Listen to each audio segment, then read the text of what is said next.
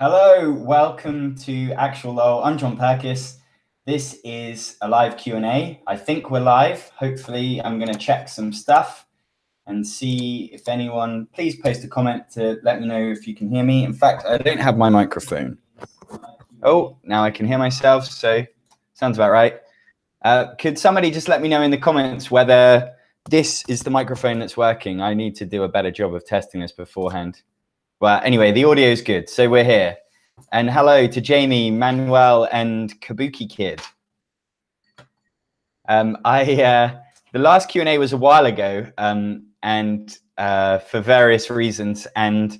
But the last Q&A, I got a lot of flack from my friends because there's a big gap at the start of the video where I don't say anything, and I'm just sort of looking around at my computer, all quiet, and just. I don't know.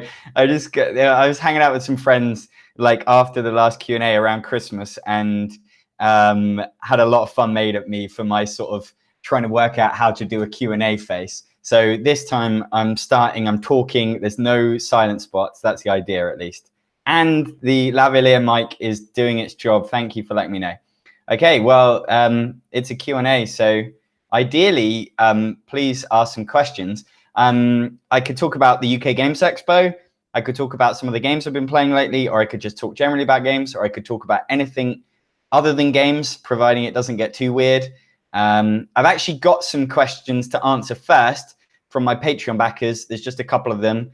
So I'm going to quickly find them, but I'm not going to stop talking or go quiet or go weird.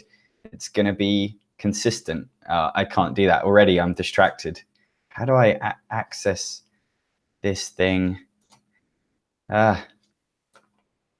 It should be easy. It isn't. Okay, so I've got a question. How many evenings a week do you host board game evenings? And is it normally couples or blokes?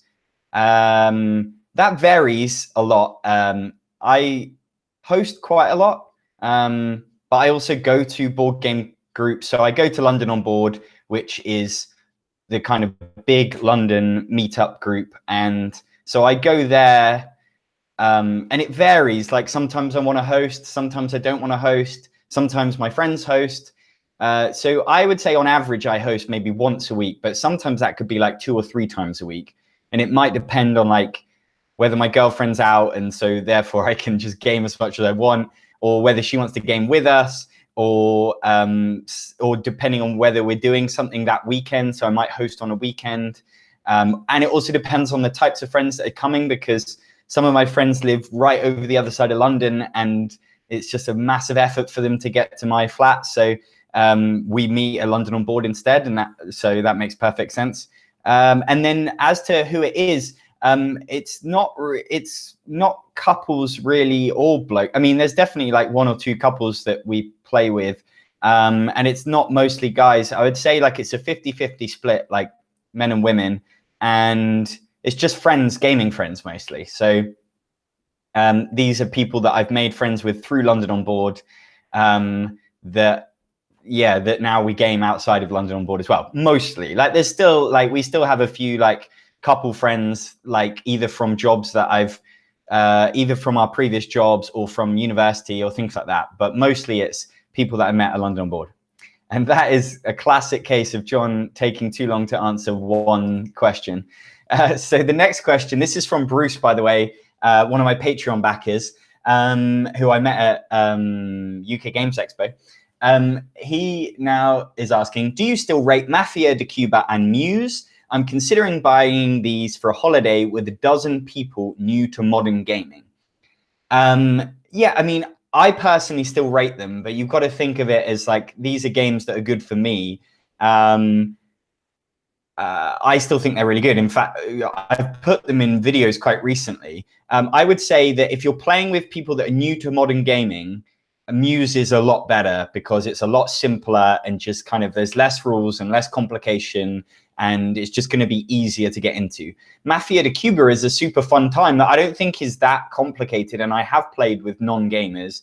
But if people are sort of drinking or it's getting late or tired, I think it's just, I've had experiences where people just kind of you have to explain the very simple rules like a few extra times. Whereas Muse, you're playing in teams. So if people are kind of dropping out, they can kind of drop out and it's not going to affect anything. And Mafia de Cuba, if somebody messes it up, just like with any social deduction game, it's going to be messed up. So I would lean more towards Muse. But yeah, so you're saying a dozen people. So I guess there aren't loads of games for that kind of group. But I mean, in my Christmas videos, there's definitely other games that I would rate for that number, but maybe you've already tried them or you don't like the sound of them. Right. He's got one more question, but I'm going to just go back to the YouTube thing and see if there's anything on there so they don't feel completely left out. Is it looking really, the quality for me is looking really rubbish when I look at the thing. Is that the case for everyone else? I don't know. We'll see. You guys let me know. So non-gaming related, any recent books, movies, video games you really enjoy? This is where I wish I'd made like a list of things to talk about beforehand. Books. I tried to read some books on our recent holiday, and I have really hard time finding fiction books that I really like. And it's just like this thing that I just really picky. And so I can't remember what I tried to read. I maybe went back to a few things on the Kindle, or I tried some samples, and I just couldn't really get into anything. And ended up just writing mostly instead. But one big book that I really like, which isn't for everyone, but I was reading more of on holiday, is called The Elements of Eloquence, How to Turn the Perfect English Phrase. I've just looked that up in case you thought I remembered that. It's by a guy called Mark Forsyth, who's written 2 other books that I really like. And he is basically taking all of these language tricks or writing tricks that Shakespeare used and lots of like famous English poets and things like that, and going through them. So a very simple example would be like alliteration. But there's loads of things that you read about and you're like, oh yeah, I totally recognize that in good works of literature, but I didn't know what it was called or understand why it's sort of interesting. Or so you'll see he uses lots of quotes from books you might have read or famous plays or poems, and and then sort of teaches you about why it's appealing, it's really interesting for a writer, but I think it's also really interesting for people that read literature. And he's really funny as well. So that's the best bit about it, is that he's just a really good writer and he just makes it really fascinating and interesting. And so I've loved always like quoting things, on Kindle where you can like track parts of the book. And so with his books, I always track loads of quote loads of bits of his books because I think they're awesome. And it's really interesting stuff that I then would want to share with people, but then of course immediately forget, as is the case with this kind of stuff. So that's books. Movies, I can't remember really having watched an amazing movie recently. I watched one, but this was a while ago now. This was like a romantic comedy that was on Netflix with the guy from, he's from a show that I don't even watch. So that is so useless. It's about a guy that goes back in time from being in a photo booth. And I thought it was just a very sweet, romantic comedy. Oh, also I watched Game Night, which there was like a little preview that I got invited to. I think I might have even spoken about this in my last Q&A, which is pathetic. I haven't watched that many films, basically. And I thought that was funny. Comedy loosely about game nights with Jason Bateman and Rachel McAdams and Kyle Chandler. And yeah, that was, I really like that. Okay, I'm going to move on. I don't really have any video games. I've been playing FIFA because of the World Cup, but hi, Ceedee. I'm guessing that's Ceedee. So I guess none of you will know because I haven't explained this, but my latest character from the UK Games Expo haul video called Ceedee is named after a Patreon backer because she pledged at the character level, just like JLOL is named after Jamie, another Patreon backer. So if you ever were wanting to have an actual old character named after you, that's how you go about it. And you may end up getting named after some characters that maybe aren't as likable as other ones. I don't know. It depends which characters you like. What was your favorite game from the expo? In terms of the games I picked up, so far, because I haven't played all of them like properly yet, I'm just going to check my list of my whole list is 100% sure, but I think instinctively the thing that comes to mind is Pyramid of the Penguin, which I talk about in my whole video, and also I think the trick-taking game Pikoko, because that was kind of a surprise for me. So those are the two that I've really liked so far that I've played, but there are others that I haven't played. So that shouldn't necessarily like, oh, and Exit the game, because that was just awesome. And also Jam Sumo. So those are the ones I picked up, but I didn't play at the convention. And then in terms of the ones I played, the one that really sticks out to me, which is like a real surprise, is Jetpack Joyride. This is from Lucky Duck Games. It's based on a mobile app game that I've never played. But it's like a puzzle. It's a real-time puzzle game. So I like real-time games. It's competitive. And you've got these Tetris plastic pieces. And it just had a real like kind of speedy, light feel to it, but with like plenty to think about. I got absolutely smashed at it by my friend Sam. And yeah, just had a blast with it. So it's not even out. It's not even on Kickstarter yet. So this was just a prototype. And I might be forgetting other ones. This is why I need to make a UK Games Expo about the games that I played, because I'm sure there's other ones that I played, but that's the one that I'm coming to mind with. So I guess that must tell you something. Any favorite experience from the expo?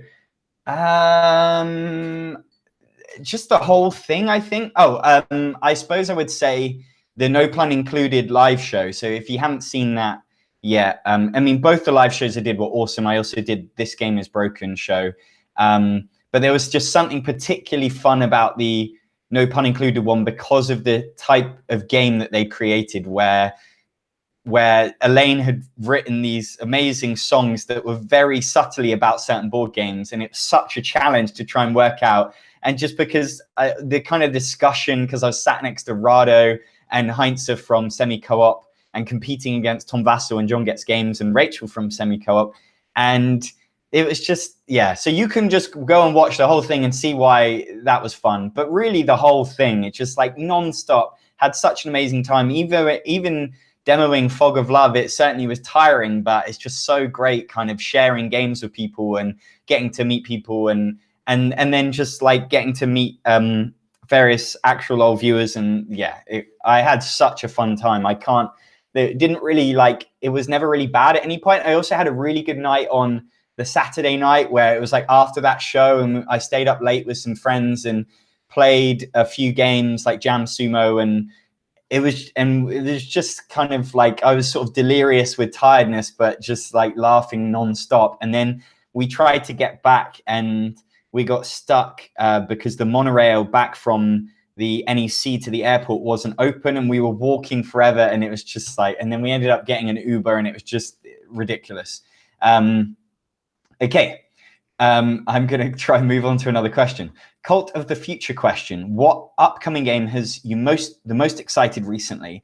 I don't know about recently, but immediately what popped into my head is Detective City of Angels, which is the like crime-solving game from Van Ryder Games, and it's designed by Evan Derrick, who did Dark Moon, which is a game that I love.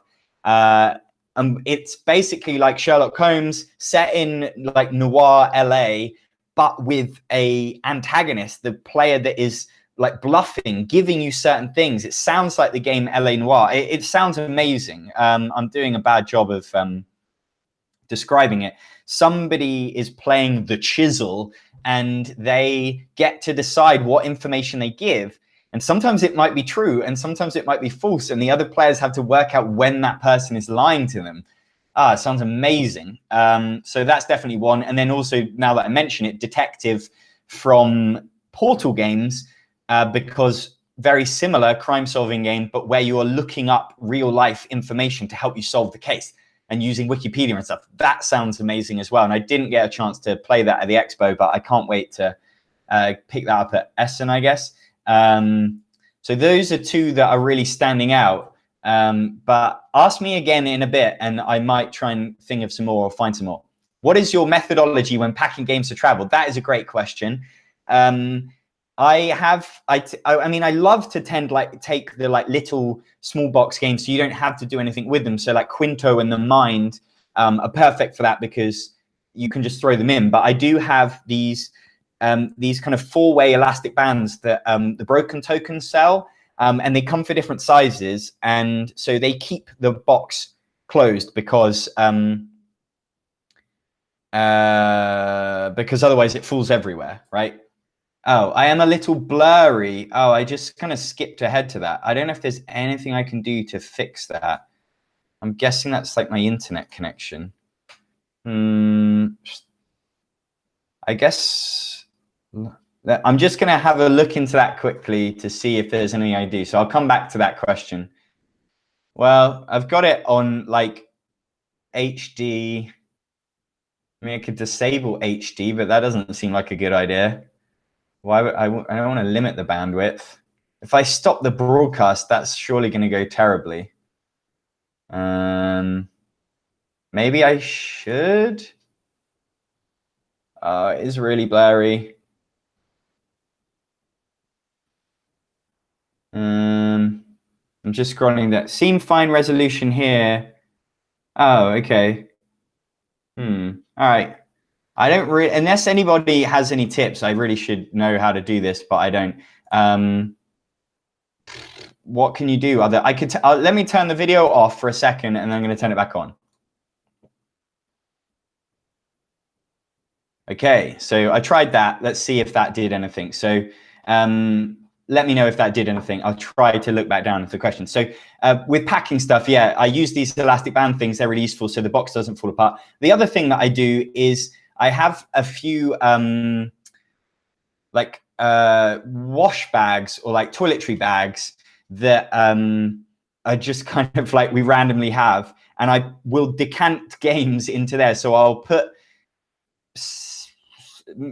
something like something that is, you know, has far too big of a box for itself. I will put it into a baggie and then put it into that travel bag, and I could fit like 10 games into that. So that's what I tend to do if I was to go away at Christmas or New Year's or whatever and want to play like a bunch of party games. I would put them all into there. And so I basically do the same thing for going on holiday. So recently, I can't remember what I took, because some boxes are small enough and so I'll just throw them in.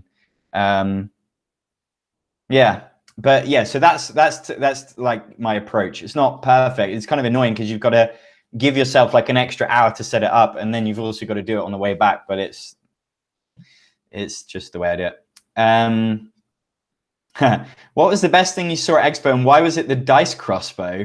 Also, have you checked out Bar Pig, demoed at Expo, and it was a silly fun party game? I didn't see the dice crossbow. Is that just like an accessory to roll dice? You have to let me know. And then Bar Pig I've heard of, but I've never checked out or played. So maybe I'll look into that. Thanks for the tip. My family represented your origins by wearing Timmy shirts. That is awesome. Thank you so much for doing that. I was amazed by like how many people I saw at Expo with Timmy shirts. And so it definitely made me want to make them available again, not to make money really. I need to find a better way of doing it. So I'll probably be with like another website. But just because like it's so much fun to see people wearing Timmy shirts.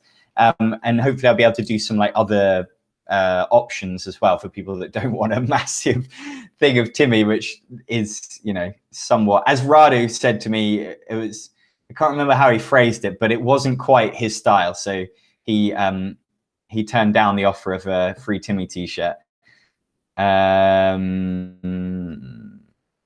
Yes, I can see you, Ceedee, but I'm guessing you already know that by now. Yeah. So Manuel, I met by accident at Essen once. It was really funny. And we still follow each other on Twitter and stuff. We haven't actually met since, but I think it was my first Essen, and I was like, had no idea what I was doing, and I'd gone to it last minute. So not last year, but the year before. And I was staying out of town, and I was sort of in a rush to get there on time. And the train, the tram, as anyone goes will know, is just like rammed, and it's impossible. There's massive queues, and it's impossible to get there on time when you want to. So I went outside to try and get a taxi, which is also a terrible idea because the roads like block up so badly. And anyway, it turned out that we sort of recognized each other as possible board game geeks, and we ended up sharing a taxi. And yeah, Manuel is a designer that did Multi-Universum and Super Hot, the card game, and some other ones that I'm forgetting. And he was there, I think, maybe for his first lesson, or it was his first time as a designer. And so yeah, that was just really cool.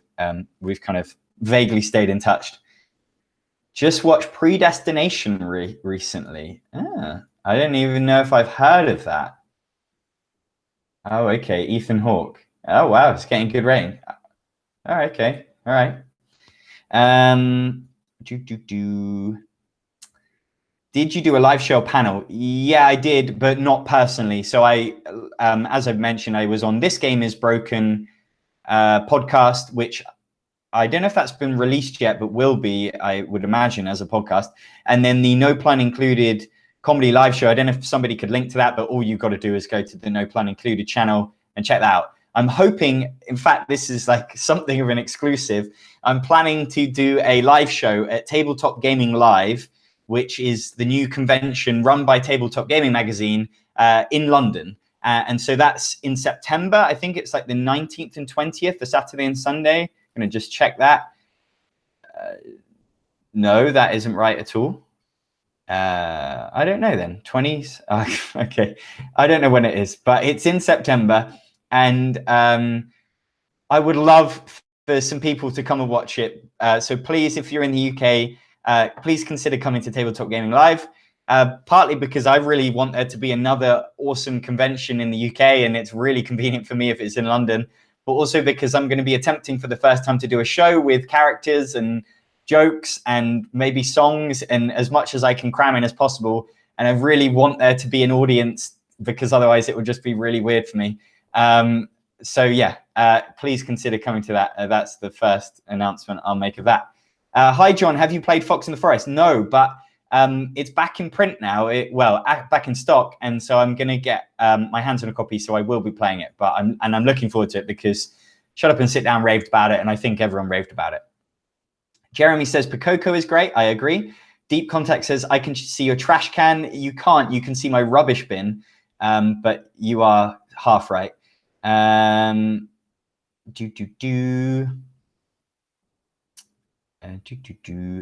was on the panel.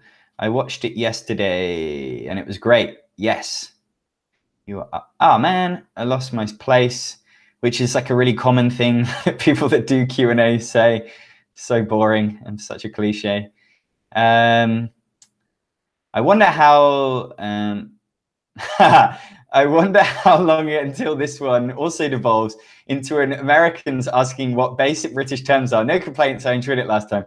Yeah, it's something of a it's something that I sort of enjoy, like that little. There's just like this very specific weird divide between sort of the UK and America and Canada and Australia, and I really enjoy sort of learning about those intricacies for some reason. It's like we're so similar but not. And so I've got some Canadian friends that one recently who's sort of quite new to London, and she was learning about certain terms, and it's kind of fun, like teaching her how you can't go around telling people that you like their pants because that means you like their underwear. And that was something she was doing apparently. Do I play Fortnite? No, I don't really play much video games anymore, and I would tend not to play like online games because I'm just really bad at them, and I find it a bit miserable and stressful and stuff. I would love it if I had like a group of friends that I could play online with. Maybe I just miss the days of like couch multiplayer.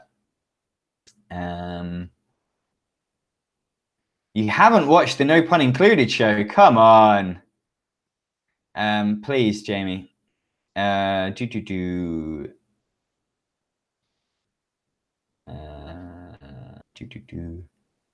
The image has got slightly better. It's still pretty rubbish, but hey, what am I going to do about it?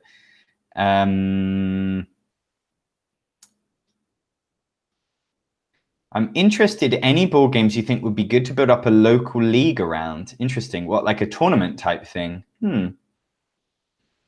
honestly, I don't tend to play games that really would necessarily hold up to that kind of level of, I'm going to say scrutiny. I mean, most games I play would hold up to a level of scrutiny, but it's more just like, could you play it 100 times and kind of feel like there was still like a real challenge to it? And so nothing is coming to mind from sort of games that I love, although I'm sure there are leagues or made out of games that I do like. I suppose like abstract games, maybe. I mean, if you're playing like 2-player games like Onitama or Hive or games or TAC, all of those would be good because they're really short and stuff. But this isn't something, it's not really my area of expertise, I'm afraid. Camera is slightly off focus. Well, it's a webcam, so I don't know that I can even control that. Have you worked in IT, Jon? I haven't. That's an interesting question. Are you asking that simply because everyone that seems to be into board games works in IT? Because if that's your reason, then I agree with you. They all do work in IT. I am a rare exception. I have worked in sort of online marketing. So, but no, that's not IT. But it's like to do with the internet. Oh, hi to Privet from Moscow.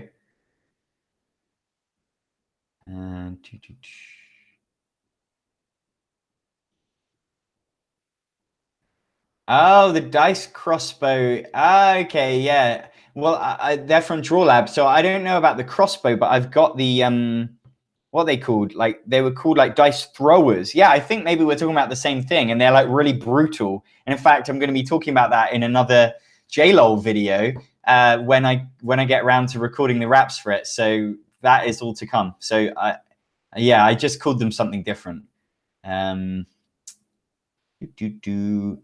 The bright white on your right is sort of blowing everything out. Yeah, you're right. I could sort that out. Hold on a second.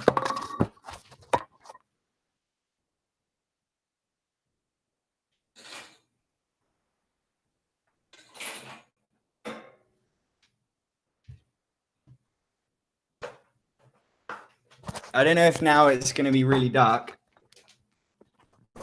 But yeah, so I've sorted it out. Yeah, it's really hot and sunny in the UK today, and for the last few days, it's been amazing. So that is what that is. You are experiencing some British sunshine. Okay.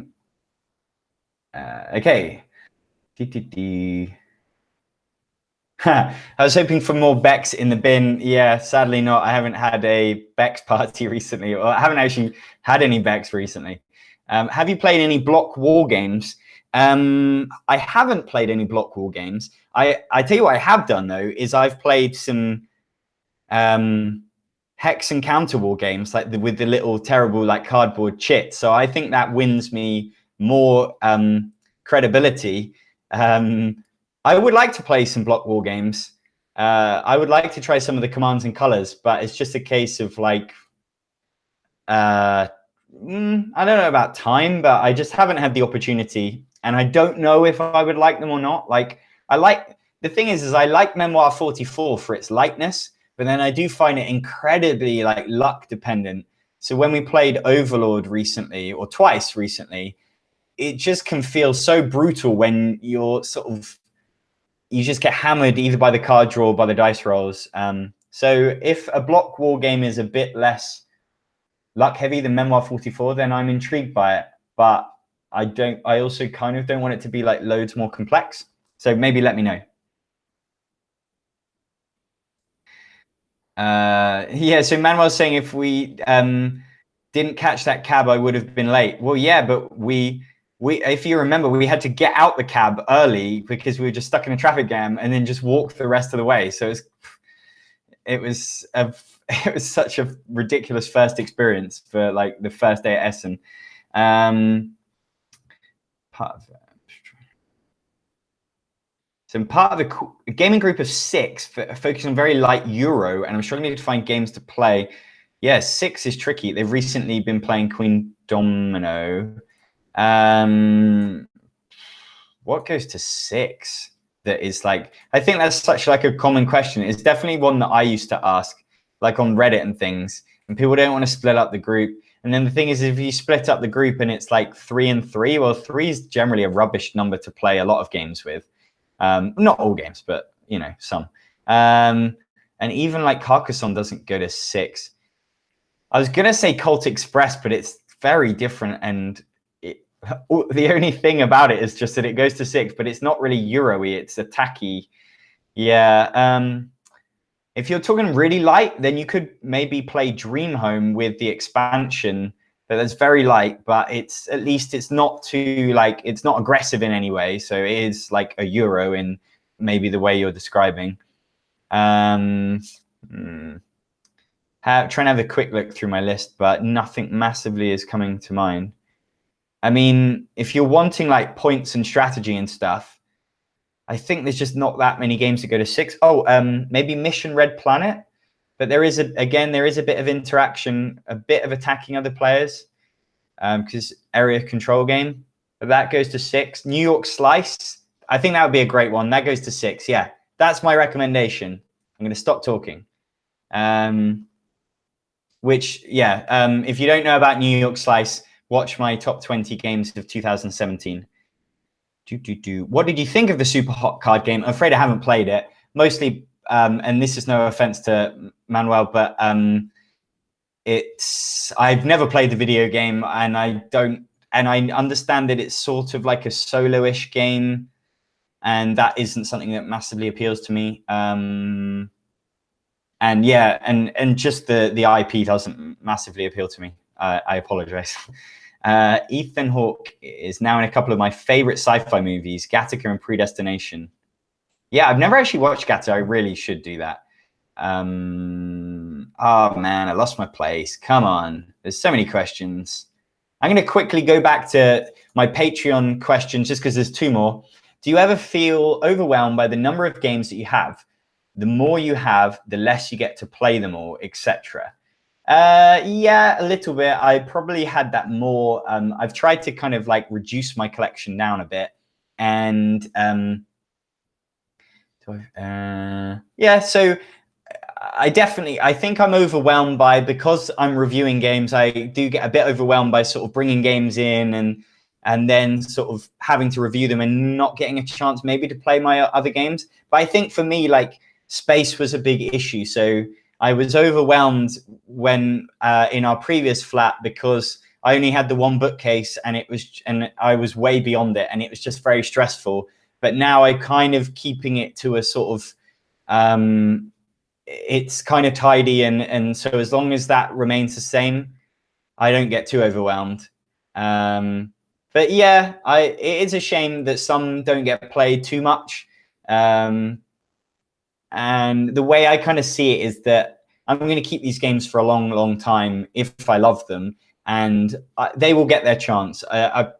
I don't know what the future holds, but I don't know if I'll be making videos and having to review games forever. And so I sort of can imagine, like this dreamlike thing of sort of when I'm 50 years old playing Battlestar Galactica with a bunch of friends. I don't know if that will ever happen, but I certainly hope to, because I really like that game and it's long.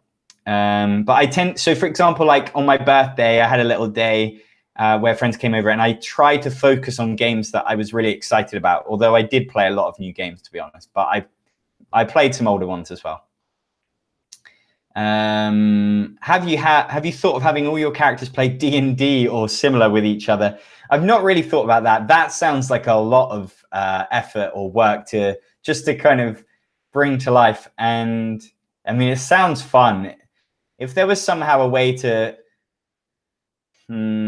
clone me, or I don't know, if it sounds fun, but just like crazy amounts, because I like to script things, and so then D&D is just all talking nonstop, so that's the issue, really.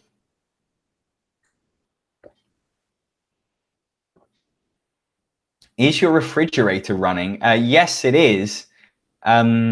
Is it? Can you hear it? Hopefully you shouldn't be able to hear. I can't hear it. Maybe I can a bit.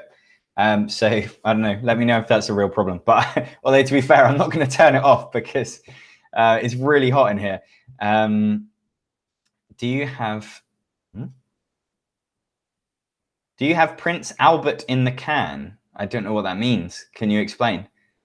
I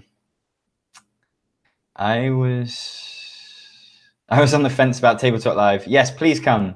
Are many others supporting it? I don't know, but I'm going to try and persuade. I'm sure I can get Efka and Elaine to come along. I don't know. I know that, you know, Asmodee will have a big thing there, and Big Potato, and, you know, like the kind of what you would imagine to be the usual UK-based companies. But I don't know a lot more than that about it. It's quite new, this idea. Oh, everyone wants me to do the characters playing D&D. Have you thought about trying Twitch?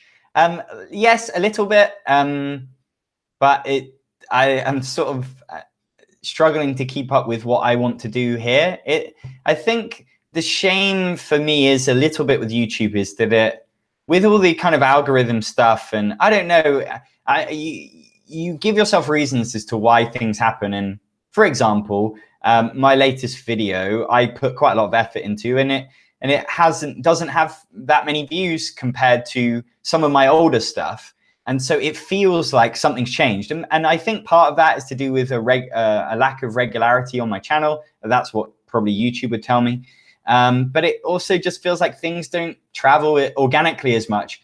And I don't give myself as big of a hard time about it as I used to, but I sort of feel like YouTube is just this hugely saturated thing, and it's so hard to just find people to watch your videos. I think it's sort of a shame. So I maybe look to Twitch as like, oh, is this a new thing that I could, I mean, obviously it's not new, but maybe new for board games, that maybe I should be trying stuff there simply because it's a growing market and I wouldn't get as lost as I am on YouTube. But the thing is that it doesn't quite fit how I would do things, because I like to script stuff and I like to do these characters, and that requires a lot of editing and planning, and Twitch is all about being live. So I guess I would consider it for some things, but I don't know right now. But yeah, I also don't want to miss the boat, as it were. Pants means underwear in other places. Yeah, it's trousers here. Twilight Struggle. Somebody just said Twilight Struggle. Yeah. Okay. Seems pretty. I'm not following. Maybe they're talking amongst. Yeah, you're probably talking amongst yourselves. Does anyone still say dungarees when referring to jeans? No. I mean, I say dungarees when I refer to things with the straps, but no, not just jeans. Yeah, Santorini would be a fun tournament game. Yeah.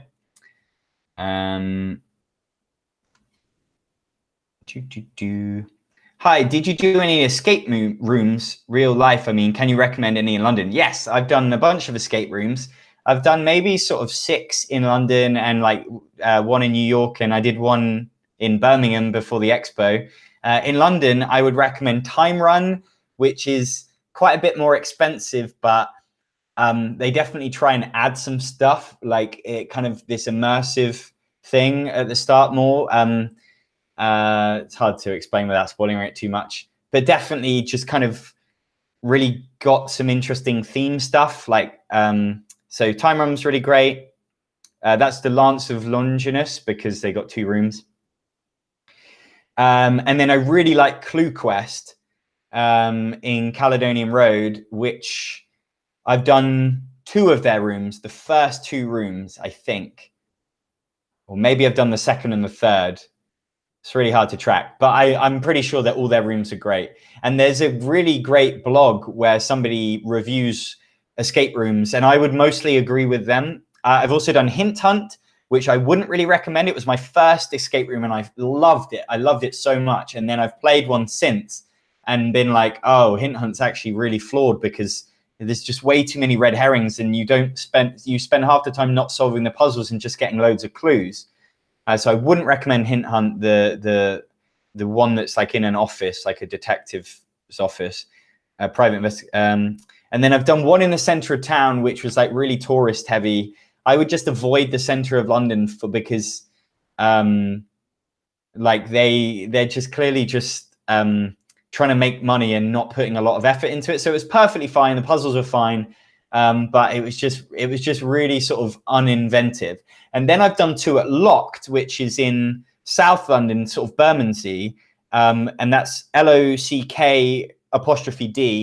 And those were both really creative. I maybe found them a bit too easy, but they had some really cool kind of electrics and stuff like that. So I really like those, but I played them both 3 players and managed to win them. But then the thing is as you play more escape rooms, you tend to get really good at them. And the one we did in Birmingham, we just smashed because I was playing it with like Gil Hover and Zev Slasinger, who used to own Z-Man Games. And they've just played like 1 million escape rooms combined. And so we were just so good at it. So yeah, I would recommend those. And I really want to play some more. And in fact, my gaming friends got me an escape room voucher. Well, this is like a voucher they made for an escape room in London. So I'm really looking forward to that's Mission Breakout. So I'm really looking forward to doing that.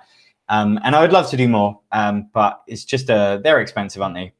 And you got to kind of organize it and get a group together. And there's so many good, like I haven't even played all the Exit the games. So yeah. Right. Everyone in our gaming group works with computers or is a teacher. Yeah, that sounds about right. Any idea when, if Burgle Brothers will be relaunched? Everyone raves about it, but I can't find it. The top tip for getting Burgle Brothers is you need to go to the Fowers Games website. So look for Tim Fowers or Fowers Games, Fowers, and he sells them directly. He's his own distributor and publisher. Maybe Burgle Brothers is out of stock. I don't know for sure, but I would imagine it isn't. And the shipping to the UK isn't too bad because it's a small game. And so retailers can buy from him, but I think he just has had a rough time with distributors or he likes to do it himself, whatever the reason. And so you can buy direct from his website and it doesn't take that long, I think, to even arrive. So that's just the way to get it. And if it's out of stock there, then I guess it's probably out of stock everywhere.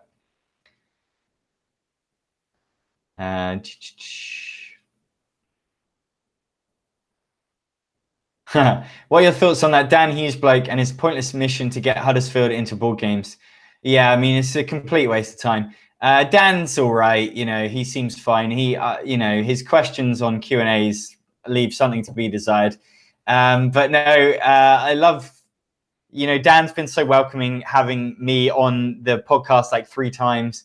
And I've never, I love to like mock Huddersfield, but I've literally never been there. So maybe I should visit it one day.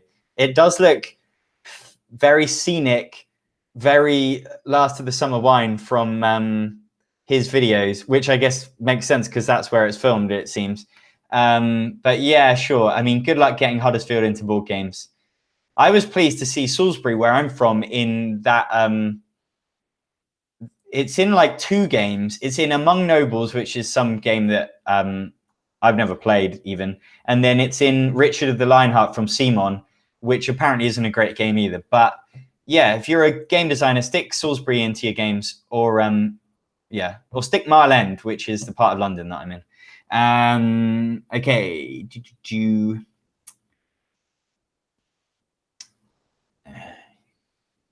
Oh, someone's already telling Anthony about where to get Burgle Brothers. I'm so behind. Take us a tour of your house. That's not that tempting, and also my webcam is wired in, so that's also not possible. Wow, you've got a Huddersfield branded game table. That is impressive, if that's true. I want to see a photo of that. Best band of all time. Ooh, that's a tricky question. I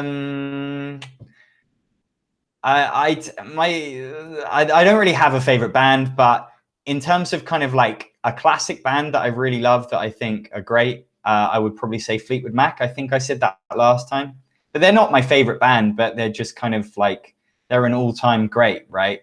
And of kind of like anything before the 90s and 2000s, or they're kind of the one I would like, you know, I prefer them to the Beatles, for example. But, you know, I like the Beatles. Best solo artist. Oh, come on. You just asked best band. I don't have a favorite solo artist. Can I even think of one right now? I made a playlist, right, for my birthday. So, and it's like 8 hours long. So it's got pretty much all music I like. Okay, so I'm just going to quickly go through it and shout out some things. So Simon and Garfunkel will be another band that I think are like classic. Radiohead on the right day, but I don't listen to them that much. I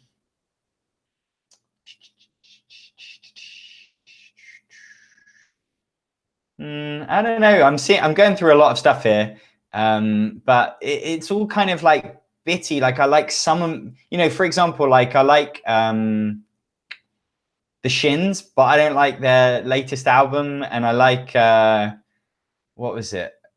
I saw something.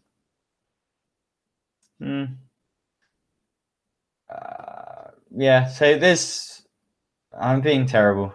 But in terms of a band, I'll just stick to a band that I absolutely love lately, and I've listened to so many ridiculous amounts of times, is called Fickle Friends. And I just think they're really kind of upbeat and catchy. And I dread to think how many times I've listened to their music, but I think it's amazing. So yeah, so that's my answer to that. If you're, I don't know how to be more specific, or I don't know, it's too hard. Oh yeah, Cosmic Encounter was 6. Maybe it's a bit. Steampunk Rally. I've never played it. I need to try it. And I'm liking seeing all these recognizable faces in the Q&A. So hi to Rachel, if she's still around. I'm probably far too boring to be listening to for too long. Wow, I've been talking for 50 minutes already. This is insane. Okay, right. Oh man, I lost my place. What do you think of playing board games online and possibly streaming on Twitch? I don't really play board games online just because I play board games to socialize, and I like to do that in person, and it's a time thing. Like if I've got free time at home on my own, I'm more likely to just be working on the channel or watching TV or something. So I almost have never played board games online. I've tried it like once or twice. That's awesome. Okay, yeah. It's just about this game is broken. I don't need to. But yeah, 7 Wonders feeling left out. That's funny. Yeah, I'm not really into 7 Wonders. Oh yes, you could play Sushi Go Party at 6. Dark Moon is great at 6. Pizza can't be cut into 11 slices. Nice. John, how do you feel about promos? Do you seek them out or not bother? Good question. I think that I used to seek them out all the time. I think it's just kind of like, as a big board game fan, it's like the next step after you kind of like, you're buying all these games, and then it's definitely connected to that like obsession that you can get into, that I was definitely into maybe 3 or 4 years ago. And I was buying games rabidly and not playing them as often as I should. And now I'm not really like that. And I play games a lot more often, and so things aren't quite so bad. But so generally, so back then I used to play. I used to get promos like all the time. Sorry, I got a bit distracted because my girlfriend just texted me and said apparently Germany are almost out of the World Cup, which I'm sure a lot of you don't care about, but that's exciting, if possibly sad news. So anyway, so so yeah, I used to buy a lot of promos, and there are probably so many promos that I own that I've paid far too much money for that I've never played with. So these days I would only focus on games that I really love. And so in fact, I've recently I would also find, so I'd get them from Board Game Geek mostly, and the shipping on them is crazy. And I know that you're supporting Board Game Geek, so it's kind of feels good. So I stopped doing it for ages. And then for the first time, they turned up maybe 3 days ago. I bought some promos, and I tell you what I bought. I bought 2 promos for Sushi Go Party because I felt like they really changed the game. Like they added extra sushi, so that was kind of like quite game changing. I bought a few cards for the Vikings game 878, Vikings Invasion of England. I was a bit on the fence about that. I wasn't sure if I should be getting it. I'm not sure I'll ever play with them, because when you've already got like Kickstarter expansions for a game, how are you ever going to get to the promos? And then I bought the referee camel for Camel Up, like that black camel. And just because like I've played all the expansion stuff for Camel Up, so I could potentially throw in that extra thing, and it doesn't seem like it requires like loads of rules and stuff. Whereas, yeah, there's definitely some promo stuff that, and then some stuff just feels like it's way too, like OP or whatever. Like I have like a Will Wheaton tabletop day promo for Sheriff of Nottingham, and I just don't play with it because it just seems like ridiculous. I think that's right. I can't remember. So yeah, I can't remember what other games I have promos for, but it's definitely too many really. And probably games that probably games that I've since sold. John, have you played Let to Go? Recently played it with my family and really enjoyed it. I know you like word games and party games, so I feel like you would enjoy this one. Thank you for telling me that, because I had seen it on like a new releases thing and looked it up, and of course there's no reviews, there's no information about it. So I didn't, and it kind of sounded like the sort of thing that I would like, but I just had no idea. So I'm gonna try and check that one out now. So that's cool. I should make a note of that. I'll remember.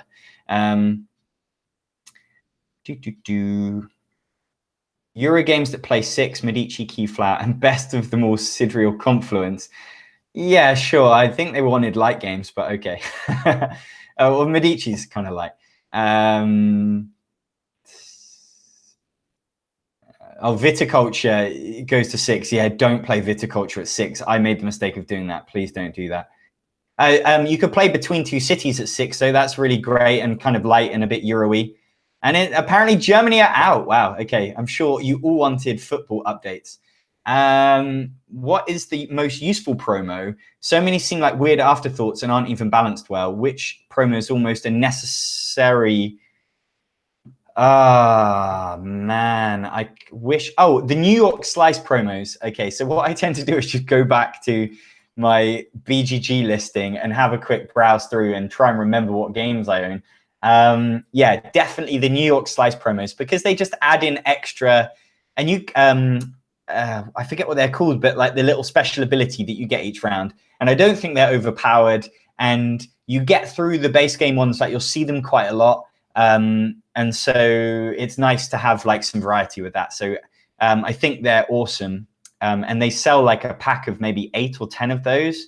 Of course, we're now in the days of like promos being sold, not just given away to promote games, which is a shame. But this is definitely like the new world.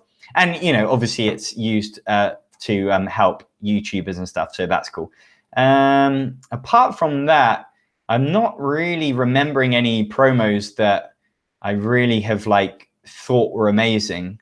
They tend, you know, it tends to just be things that get shuffled in. And like I've got the Nothing Personal promos, and that's a game I love, and I've definitely seen some of those promos come up, and I think they're great. But if you've got the expansions, you've already got like crazy amounts of cards. So having like the promos as well doesn't really, I think, judging by, I don't play Avalon hardly at all, but there are people in my game group that play it all the time, and they would say that the Avalon promos are really good and important. And I can kind of understand that, because they're bringing in like whole new roles. So yeah, so maybe that's one as well. But apart from that, I can't really think of any. Any more plans on the Game of Thrones video? No, not really. That's kind of died a death. It just I just realized like how much work was required, and I kept trying it and not getting the right inspiration, and that just sometimes happens, which is why I tend not to sort of tell people about the videos I'm going to make until they're sort of made or almost made, because I don't want to get people excited about something that then just doesn't kind of pan out. With maybe I can't find the right jokes or the right characters or the right costumes, whatever. So I would still love to do it one day, but that could be years away, really.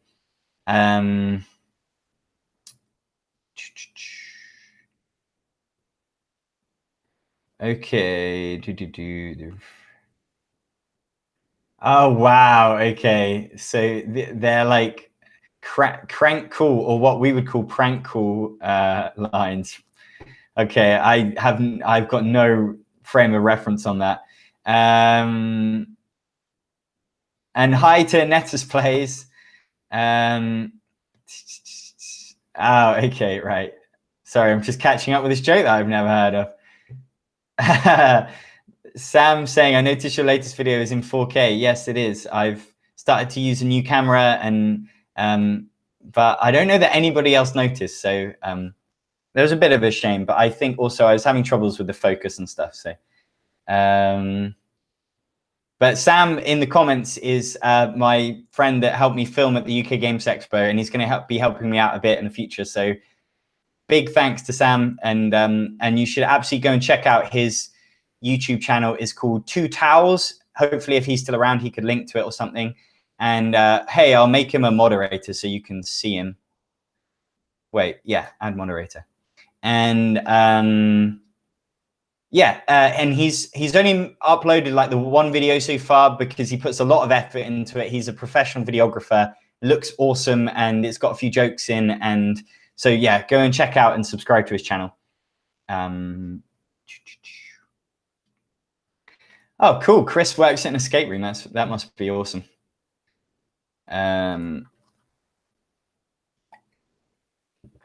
Hi, love your channel. What games similar to Sherlock Holmes Consulting Detective would you recommend? So apart from the expansions, of course, of which there are currently 2, and I believe more coming, I would recommend Watson and Holmes. But it's a very different type of game because it's competitive, but I think the cases in it are really, really well written. And then I would also recommend a game that's print and play. I haven't actually finished it yet, but it's called, what's it called?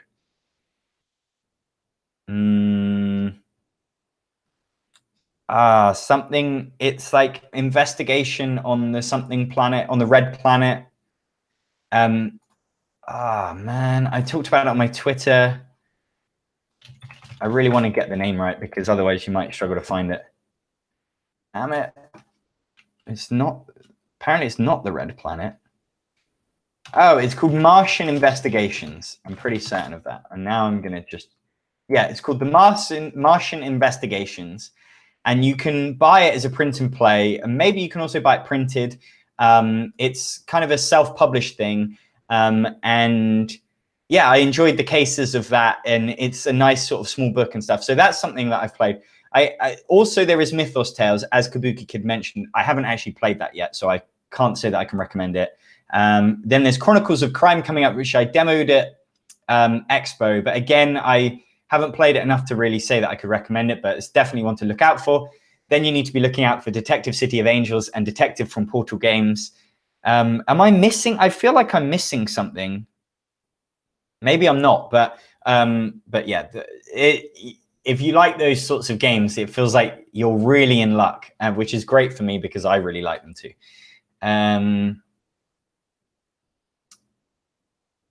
Oh, cool. Prison theme where everyone starts in their own cells. Yeah, that sounds awesome. Yeah. Speaking of escape, my group hates anything co-op as the lack of a single winner is unsatisfactory. Can you recommend something with co-op play with a single winner? Good question. I feel like, oh man, I feel like I played something recently that fits that, and now I can't remember. But there's definitely games like that. But sorry, I'm blanking on them. Hopefully. It's kind of a useless Q&A if I've got nothing. I've got nothing good to answer. Hopefully some of my previous questions are a bit better than that. Would you ever apply to go on the Crystal Maze? We got down to the final 20, but we're not picked. That sucks. I hadn't really thought about it. Probably not, just because like, weirdly, like I have a YouTube channel, but I just think I would maybe find being on TV like a bit awkward, or being on something like that, because basically Richard Ayoade is kind of there to kind of slightly make fun of you, although that's not really his style. I used to watch it a lot as a kid. I don't actually watch it as like the new version, but it looks funny. I've seen like clips on YouTube and stuff. I would love to do like the escape room, like the experience version that they have in London, but it's a lot of money, and I've not heard like amazing things in terms of how much you get value for your money. So I probably wouldn't apply, but it's the kind of thing where I'm sure I'd have a fun time. Like, and if anybody doesn't know what the Crystal Maze is, that's maybe because it's only a UK thing, and it's like a TV show where kind of a bit weirdly like an escape room. You're in a team and you're running around this kind of set, and there's different worlds. So you've got like an Aztec world, which is all like sand and stuff like pyramids and stuff, and then you've got like a futuristic world maybe, and then your set challenges that are maybe kind of dexterity challenges or puzzles, or they're like mental. There's different categories, and you might pick your category. Some of them are maybe more physical, I think, and then you're doing it on your own. Like one person is like nominated to do it, and they're like trapped into this room, and they're trying to get a crystal, and then everyone else is like watching them and like coaching them, kind of like a cooperative game, and telling them what they should do. And then if they don't complete it in time, they get locked in the room. And then by the end of it, you've collected all these crystals, and you're sent into the crystal dome, and you're trying to grab like money. I don't know if it's still done the same. And however many crystals is how long you will get in the crystal dome at the end. If you get your players locked in, then you can spend a crystal to unlock them, which gives you another hand to be grabbing stuff. And in fact, when I was a kid, we used to live sort of, there was like a bowling place that also had Laser Quest, and they had a Crystal Maze thing, and it was like the best thing ever for me as like a 10 or 12-year-old, because you got to go and do the Crystal Maze. I don't know if I did it once, maybe more for like a birthday. And unfortunately, like at that point, it was all done a lot on computers with like buttons and things and screens, and a lot of it had been damaged, so it was a bit weak. And at the end, like the Crystal Dome, you were like hitting these buttons instead of like catching, and it was so much fun. I remember just like being in love with it and wanting to do it like all the time. And it's a shame that, I don't know, that eventually must have got shut down, maybe because it was too much to upkeep, or it wasn't as popular or as cost effective as Laser Quest. But I wish they still had stuff like that going. So that's the Crystal Maze. Escape. I love all like, the thing with escape rooms in London is that they have limited space. So that's why I think the better ones tend to be on the outskirts, because the rent isn't so much. And the ones in the center, they're really having to capitalize on tiny little spaces. And it sounds like when you have escape rooms in other places that aren't like big capital cities where rent is crazy, you can just get so much more creative with the layout and things like that. And yeah, so I would like to try more ones like that. And the one in Birmingham, the one in Birmingham was definitely like a big location, but the rooms weren't that big, I guess.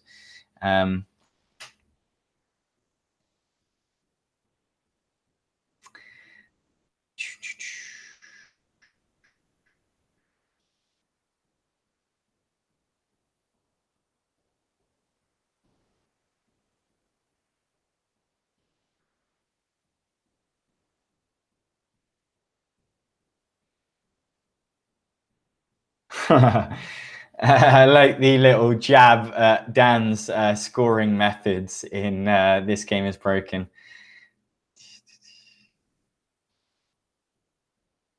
Thanks for the tip about Fowler's games. I just ordered Fugitive. Yeah, it's a tricky one. I kind of wish that I mention it maybe in my videos as well, because like I really love his games, and I love supporting like a small independent publisher. But again, like you clearly just people come up against this fact that they sort of think that the games aren't available when actually they are, and he's missing out on loads of sales. So I hope that he's sort of trying to get the word out about that kind of thing. Missed the scrolling thing. Hold on.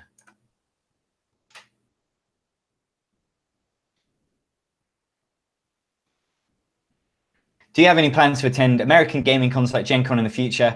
Not really, just in my dreams. Like, I would like to do it, but it's just so much money. And it's also, just I would, like, for me, obviously, I am very lucky to be making money from the channel with Patreon. But at the moment, I am sort of investing that in equipment, and I want to make the actual videos better. And going to Gen Con, in my opinion, doesn't really improve the videos. It just, it's just good for me. And obviously I would get to meet some people out there, but I just think it doesn't add that much value to actual LoL. And I know that sounds like a little bit like too business-like, the way I'm thinking about it, but I want to feel like I'm using the money in a good way. And also, so it just doesn't quite work for me at the moment. But maybe one day I'd get to go kind of in my job as kind of working for Fog of Love. I don't know if that'll be the case.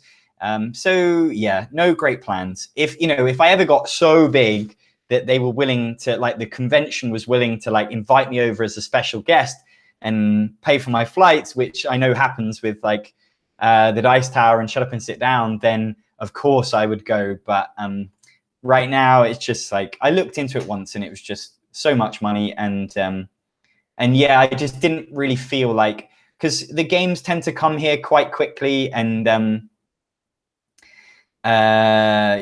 so I don't feel like it's not like I need to go there to get the scoop on games that much. So yeah.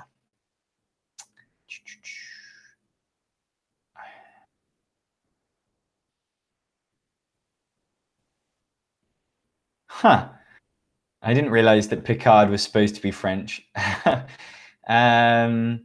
Yeah, Evka saying that, yeah, we were on Skype the other day, and yes, I made the effort to clean my flat before doing the Q&A, which is why it looks a bit differently. I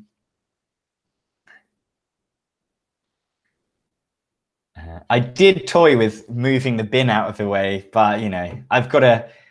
this is how my life looks, kind of, although it's a bit tidier. He did... That is also a good reason why I wouldn't want to do a tour of the house, because, yeah, I've only tidied up this bit. Oh, hello to somebody from Serbia. That is awesome.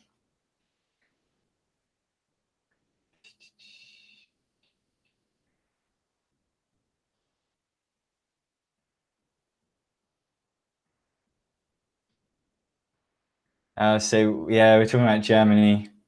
Oh man, that sucks. I haven't actually had a chance to watch any of the German games, but in past years, I've really loved like the football that they play, and I've really kind of like Germany was like one of my favorite teams after England, and yeah, no. So, but apparently, I guess this year they just haven't had it, and that sucks.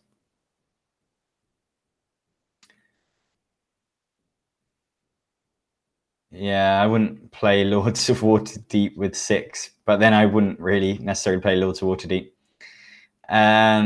What do you think about Kickstarter, and especially Kickstarter exclusives? I'm talking about additional content which isn't available for retail and changes the game quite a lot. I just sort of see it as like, yeah, it sucks, but it's sort of, I understand it as a necessary evil. Like, I believe that Kickstarter has largely been an interesting and positive thing for board games, because it has allowed us to see games that we never would have seen. And I'm sorry to kind of mention the company that I work for again, but Fog of Love is a game that literally wouldn't have existed without Kickstarter, because publishers weren't willing to print it. And that's a fact. Now they might be willing to print it after the world has proven to them that it's a popular concept. And so I love Kickstarter for bringing to life games that I think wouldn't exist without it. And also these people, they want to be as successful as they can on Kickstarter. So they play to natural human instincts by kind of marketing it in certain ways, by having stretch goals and exclusives and stuff. And I totally understand that. And I personally have backed things on Kickstarter because it had exclusives and I knew that I wouldn't be able to get it later on at retail. I've gone away from that since now, because generally I would like to think that exclusives are things that are like, they're the content you don't need. They're, you know, so for example, with like Zombicide Black Plague, it's just like a bunch of, it's like a few characters, and you're going to get like so many characters that it's just these few exclusive characters that you can't get at retail. I don't mind that because I don't think it really changes. Like, it's not that important. Obviously, if it's like really good for the game, then that's crazy that if they don't release it at retail.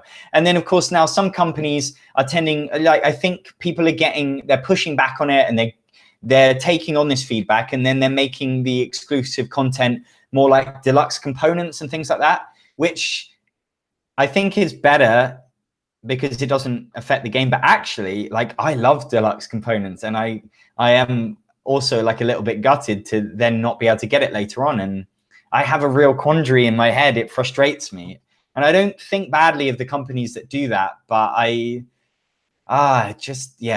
sucks. And I don't really know a solution to it, because they want to hook you in at the time that it's kind of most profitable to them. And that's just because, like, they want to be able to print it all at once and have this big success of a campaign. So I totally understand why it has to be exclusive.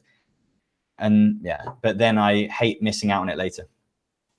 So I'm probably just echoing everyone's emotions. You know, I'm still a consumer in when it comes to that kind of thing, and it doesn't, you know, yeah. Just picked up a promo for Ethnos that adds a new race. See, yeah, that's the kind of thing that's really good. It's interesting we talk about exclusives again, because it's kind of a similar thing where, yes, you want promos to be adding stuff to your game, but at the same time also, if it's really good content, shouldn't it be in an expansion that like everyone can get, that isn't going to go out of stock, that, you know, that you aren't paying over the odds for, because that's kind of how promos work. Ethnos is the ugliest game I really want to play. Yeah, I'd agree with that. I haven't played it yet either, but it is definitely ugly, and I do kind of want to play it. Any more plans or videos that put focus on a single board game? Yes, like not immediate plans. That is something I want to do more of, but also it's tricky because I would prefer to do kind of videos that have multiple games, and I'm talking more like maybe 5 games, kind of like that. Kind of like my top 10s, but where I put a lot of effort into it and it's really polished. That's the kind of video that I really would like to be making more of, but it requires a lot of time and effort. The reason why I'm loath to do single reviews is because they can be a bit hit and miss. Like, I put quite a lot of time into making my Kitchen Rush review like really strong, I felt, well, visually and stuff. And then it didn't do that well. And I think part of that is because it was one game, right? And people maybe had either already seen a review or they weren't interested in Kitchen Rush. And I totally understand that. Whereas if I do a video about, for example, games to take on holiday, that has so much more potential for it to be seen by more people. And I know it sounds a bit silly because really it's just about reviewing games and telling people what game's good, but I can still tell you whether Kitchen Rush is good in like one of my now playing videos. And then because if I'm going to spend ages like writing jokes and doing characters and stuff, I just want a lot of people to see it, because it's it's just a shame if nobody watches it. And so that's why I would put more effort into those videos. Wow, I'm really getting, I don't know if you can see if I'm sweating or anything, but I'm really hot because I've closed the windows for the noise, and it's so hot in here right now.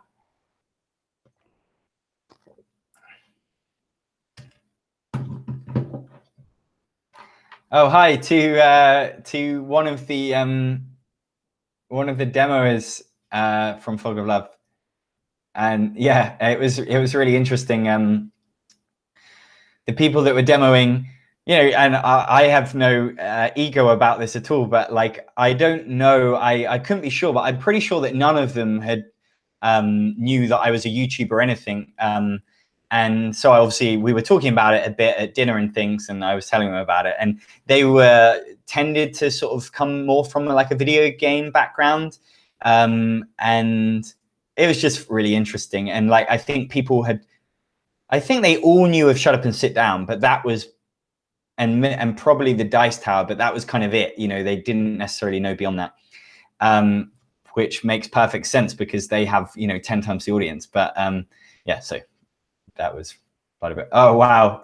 I'm just seeing how far I am behind because Sam linked to his thing. What are your favorite game accessories? Well, I'm doing whole videos about that. If you mean like types of accessories, then I guess I like dice trays a lot. And I guess sleeves, although you don't really get much joy out of sleeves. And oh, custom resources I really like.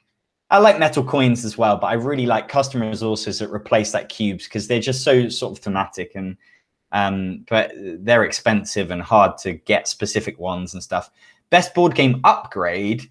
I guess you mean like custom resources, and I guess you mean the same type of thing. I would say like getting poker chips for something like Lords of Vegas is a really good upgrade. And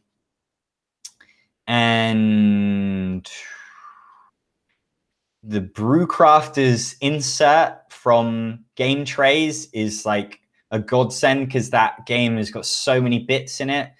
And then the deluxe resources that like the Stonemaier ones, those are really nice. I don't know what that's not for like a specific game, but and there's definitely more, but that's why I'm doing videos about it. So I'm afraid like wait for that, and I will be covering it all in great detail.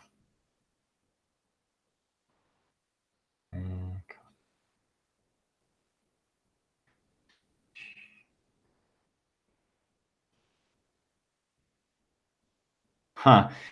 Somebody's asking about playing. They think they're going to like Gloomhaven, but they've never tried a sort of game like that, and the price is holding them back. Do you know a good game to try first?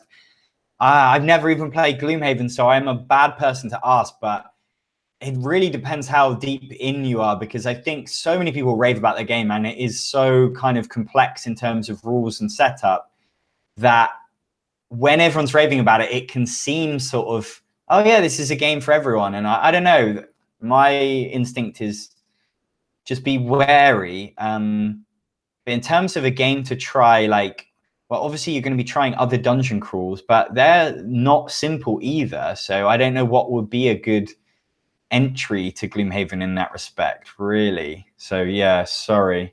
And other people saying the same.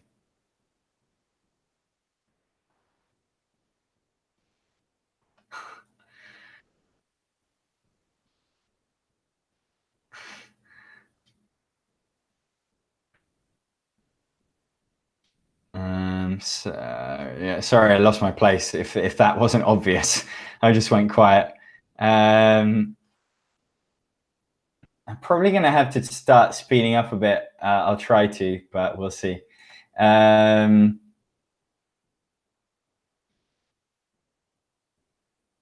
Okay, this is good. How do you feel about abstract games, John? Ever played Azul? Yeah, I've played Azul. I've reviewed Azul, so you could search for actual OL in Azul, and hopefully you'll find it. If you don't, that would really suck. I like Azul. Like, I think it's a good game, but I didn't like it enough to keep it. I really love Onitama. I love Santorini. I love TAC. So these are some abstract games that I really like. Some abstract games are not, so I like the idea of abstract games, and I like a lot of abstract games. Sagrada, I would say, is quite abstract. And I love that as well. Some, don't always work. Like I found Yinch and Dovan like a bit too complicated, or I don't know if heavy is the right word, but I just didn't get on with them. But yeah, so I like them in theory, and I'm really excited to try out Reef, which is like a new hot abstract game that's coming. I'd bet Timmy Goes to Gen Con would get clicks. Yeah, I guess it would. Well, hopefully, I don't know. Hello to Falcon Ash K.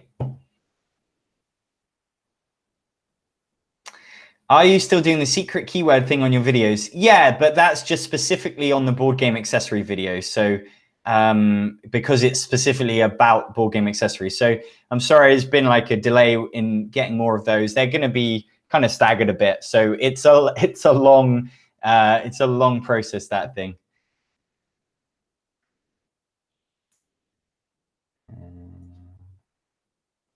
Oh, you do mean keywords as in, yeah, with the competition, right? I think that's what you mean.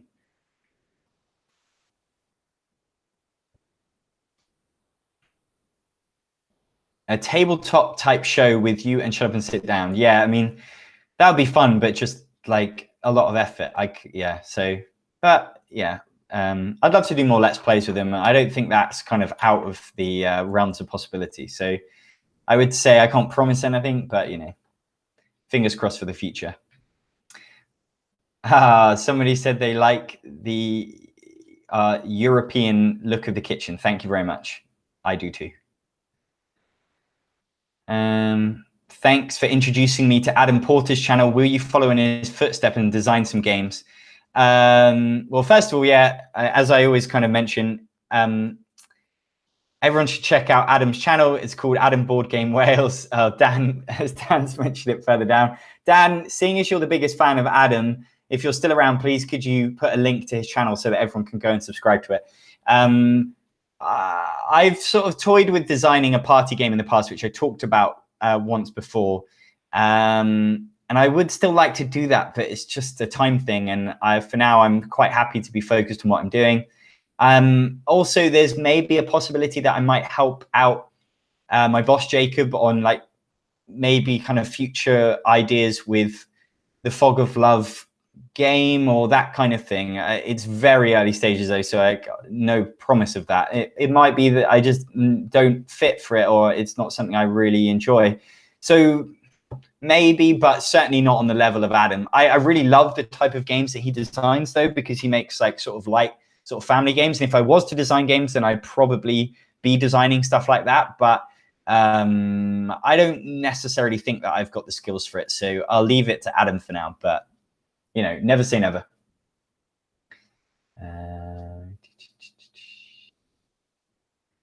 Yes, get some nice wall art, John. Fun stuff in the background, your games. Yeah, well, not so much for the kitchen. I tried to keep like board games kind of just in the back. Yeah, I don't know. It's just not really my style. So, but yeah.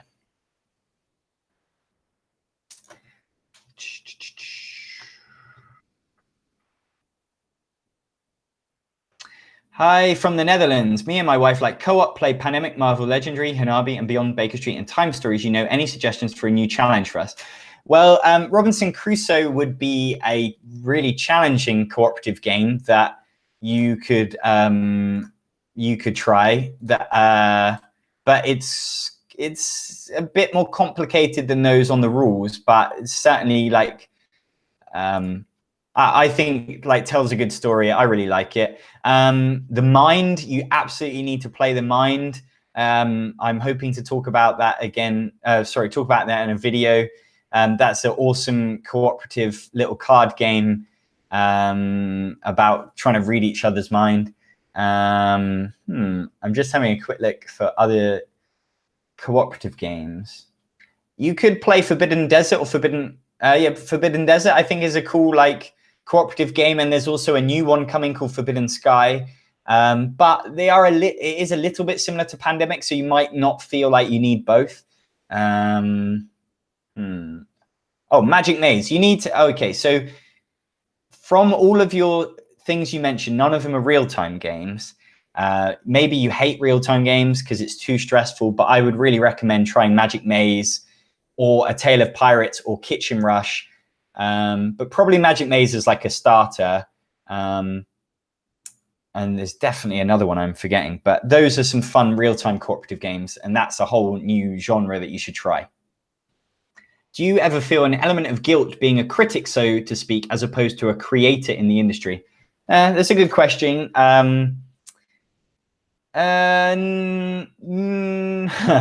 Not really. It's funny because I have always had a slightly weird opinion of critics. Hold on a sec.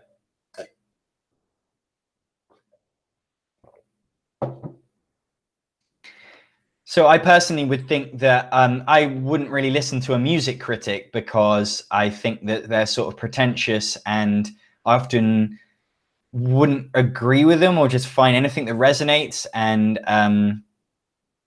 of course you can just listen to music, and so I don't then need to read someone to talk about it. Film critics, I think, have their place, and I don't tend to read them a lot. I used to listen a bit to film podcasts, but really now I tend to just want to see a film first before hearing a review. So that, yeah. But I think with board games, I think there's an importance to it. There's a value to it. You can't buy and play all games. And so the reason I feel comfortable being a critic is because I think that the Dice Tower and Rado and Shut Up and Sit Down and everyone else do bring value to, whilst they're not creating the games, and yes, they are sometimes criticizing them, they are helping spread those games so much further than they can spread on their own. And they're helping bring the right audience to them. You know, like, people know, hopefully, that they can watch my channel to learn about certain specific games. And I love talking about games that people won't have heard about because they're very small. And so I put the effort in so that then you don't have to put so much effort in. So I don't quite see it like that. Obviously, sometimes I criticize games. I try to be constructive. Maybe not always constructive. And yeah, I can definitely feel bad about that, maybe for the designer or whatever, although I've never really had much of an interaction with somebody that sort of had a negative review from me. But I think it's just, I don't know. It does. To be honest, I don't feel guilty about it. There are plenty of things that I feel guilty about in life, and probably in relation to my channel and things like that. But that specific thing you're talking about, not really. Timed exclusives make sense. Give the backers the goodies up front, then maybe, yeah, that's a really good idea. Yeah, I think that's for Kickstarters we're talking about here. Yeah.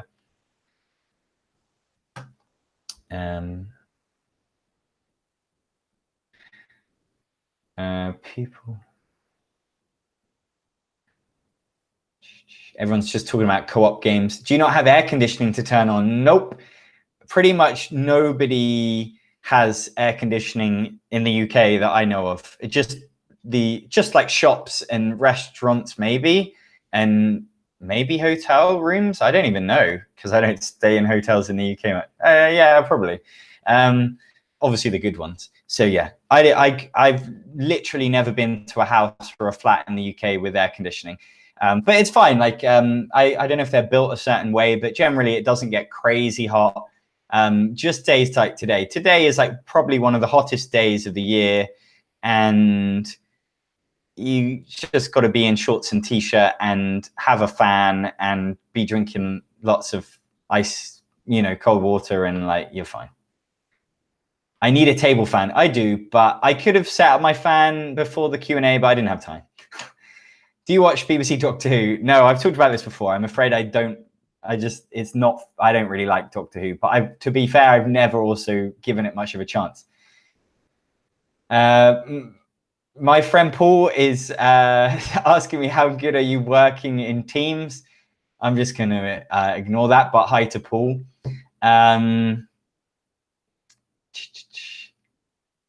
Oh, sorry, somebody rickrolling me. Thanks very much. There's a video featuring 10 games take longer or shorter than 10 times the time. Yeah, that's the thing, is it doesn't take 10 times the time. I couldn't say like what the maths is, but if you imagine, like, I'm actually seeing in the suggestions below is my Dice Forge review, right? So that is 6 minutes long. And I really would spend time scripting that. Nowhere near as much time that I would spend doing a top 10 with jokes and stuff.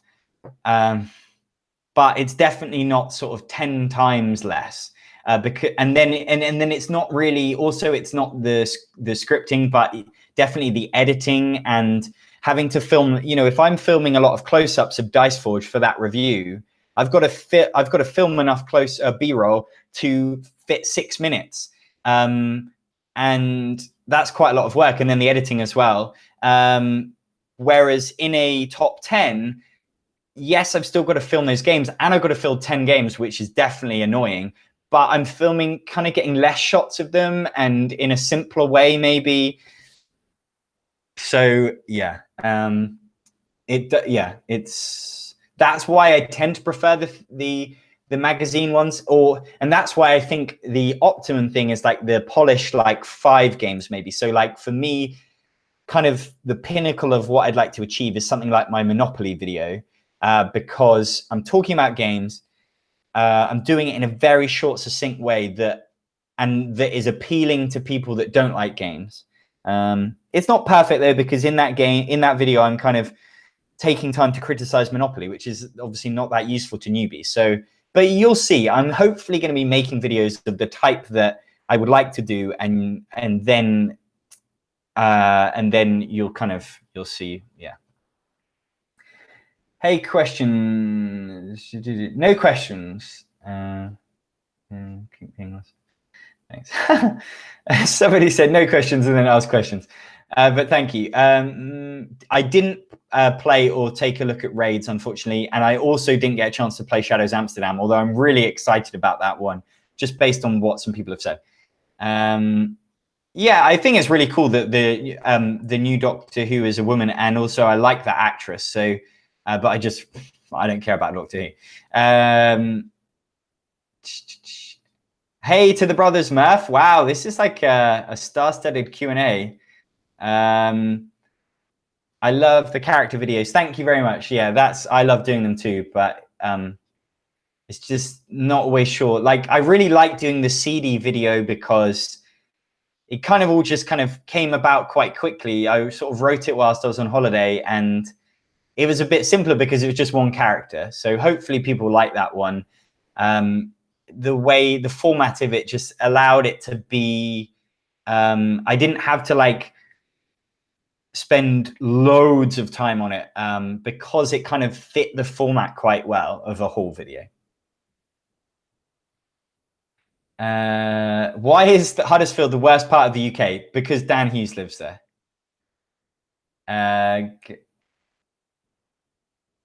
John, you don't have to fill these silences. Thanks. We're perfectly happy for it to be awkward. Yeah, sure. What do you think of Descent? I'm afraid I haven't played it. He said I'm definitely not going to Huddersfield on my holidays this year. Hive or the Duke are good at abstracts, yeah. I don't own the Duke. I've played it. I like it, but I prefer Hive.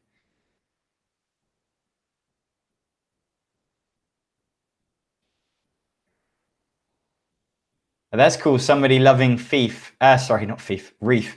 Wow, very different games. Yeah, I'm looking forward to trying that one out.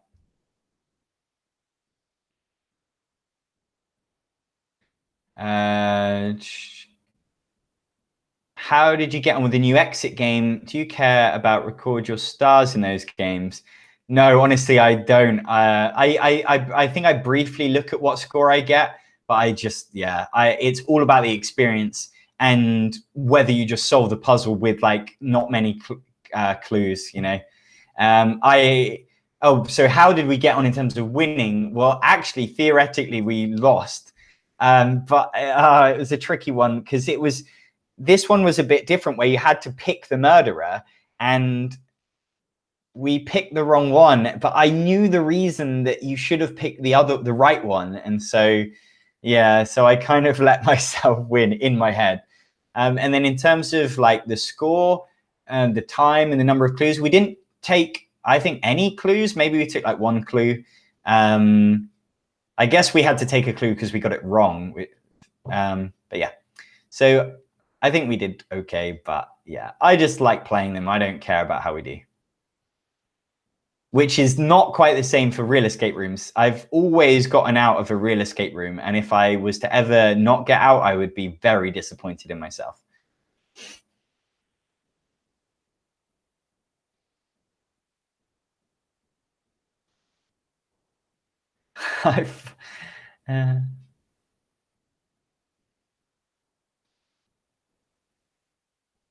Oh, Dan, come on. Wouldn't even give us a link to Adam's channel. I'm going to tell Adam that, and he's going to rank me above you as his mega fan. Have you received any backlash from viewers on your characters? I can imagine some people being put off by characters like Ceedee. Yes, I have. I've definitely had some comments on certain characters. It's a really tricky one because I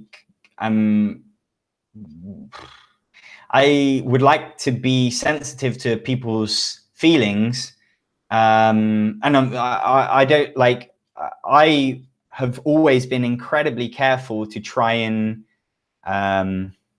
because everything is scripted, and so everything I've kind of thought about whether things would be turn people off or be offensive or whatever, and I run everything past my girlfriend, and so we talk about these things a lot, and there are definitely jokes that I've cut out after filming them, like in the edit, because I think it wouldn't work. Then there have been some that I've been like wary about, and then nobody reacts to it, and so it's a bit. It can be like. Yeah, so I haven't had lots. Like it's tiny. It's like less than. I would imagine it's like 0.1% of the audience, if that. And also it's never really been. I don't know. I think some of it is taste, and I think senses of humor, but I don't know. I totally understand if people like. I think there are some people judging by like patterns of downvotes. There are some people that take against me kind of dressing up as a girl, and I don't know what their reasons for that is, but so that's just something that I see. I think in the past I made a few jokes about Donald Trump. This was before he was even president, and I definitely got some stuff about that, as you would imagine. But yeah, surprisingly little, I think, actually. But it's definitely something that I take on board and kind of would listen to. But at the same time, I don't want it to kind of completely like neuter anything. I can't please everyone. And so if I'm offending somebody, or like not... I think offending is probably the wrong word, sorry. If I'm sort of turning off somebody that has liked all my videos up until this point, or loved all my videos up until this point, so would largely share my sense of humor, and then suddenly they just don't like that one video, well, then I want to listen to that person because that... you can understand why I would want to listen to that person. But if it's someone that's new to my videos and doesn't like one of them, but they also don't like 10 others of them, well, then, I can't please everyone. And comedy especially is divisive. And I would like to think that I have thousands of people that watch my stuff that don't have a problem with it, that I'm okay, that, that I can continue to do it. And that those people can just not watch, and that's fine. In the way that, wow, there is so much comedy that I don't like. There is so much comedy. Like, I would say that I hate 95% of televised comedy. So, it's fine. That's how it goes. Sorry, moving on. Does Magic Maze work well with two players? I don't think it does really, no. Everyone's just talking amongst themselves. Anyone played Tim Fowler's new one, Now Boarding, which was real time? I have it, but not played it. Yes, I've played that. and I liked it. I've only played it once. I felt it maybe went on a bit long. The real-time stuff is quite short and sweet, and the rest of it is kind of discussion. I think it's quite like discussive. I think it's very thematic in the way that Tin Flowers games are, but still very light. Yeah, I really enjoyed it, but I don't know. I've only played it once, so you know, I don't want to I don't want to say like too much about it. Give it a ringing endorsement when I've only played it once. What is the last thing you backed on Kickstarter? If you never back on Kickstarter, then what was one you almost backed? I definitely Chronicles of Crime was one I almost backed. I think there was one recently that I almost backed. But man, what was it? Oh, so I most recently backed Getaway Driver because it just seemed really cool and different. And Jeff Beck, the designer, I like his other games. And it's also because it's like a smaller game. And because it's from a smaller publisher, I felt like it wouldn't be as easy to get hold of like later on at retail, especially in the UK as well. So yeah, so that's the one. And also I wanted to kind of support it and help it meet stretch goals and things. So that's the last one I backed. But then before that, the last one I backed was Sunset Over Water, which was quite a while ago. And then there's definitely like one or two games that I was close to thinking about, but I can't remember right now. Things like Crusader Kings sounded really tempting, but no, that's the kind of thing that I used to back. And now I don't anymore because I'm clever and I realized that no, like actually it probably won't be that great. And so, yeah, hold the phone.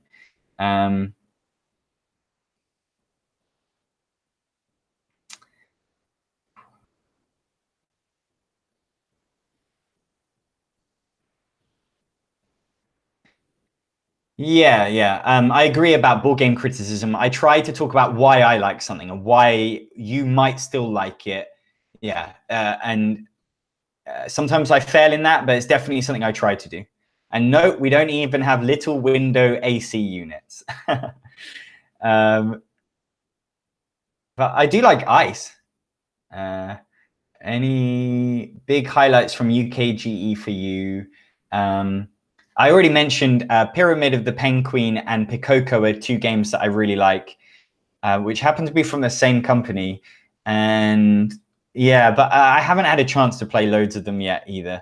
And then I'm definitely really excited about Chronicles of Crime and Jetpack Joyride. Man, I feel like I played some other games. If Sam's still here, Sam knows what games I played, so maybe he could help out. But I think some of the bigger games, like Detective from Portal Games, I was kind of like, oh, I'll play that S, and you know, like, so I knew that it would be out again later.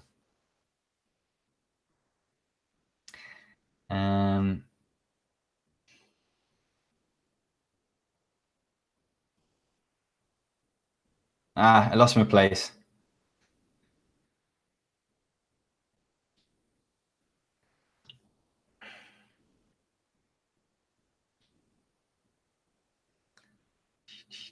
Wow.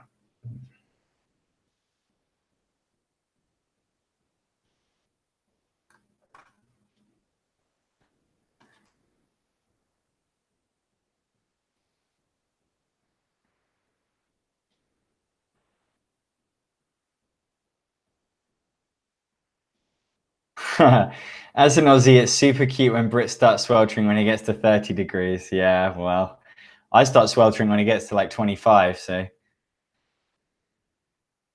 Who's your favorite board game YouTuber? Oh, that is a tough question, especially when we've got, I think Efka, Dan Hughes, the Brothers Murph, all in the chat. But I will stick with, I'm just going to go with the underdog because Adam's channel is so small and I'm going to say unappreciated. I guess that underrated or just overlooked, right? And I like the type of games he talks about, and I like, so it's not about like the quality, obviously, like in terms of you've got incredible like video makers most of which I'm friends with. I just like the way he kind of approaches stuff, and I also share taste with him. So I'll just say that, and then I can avoid picking my favorite between the really established ones.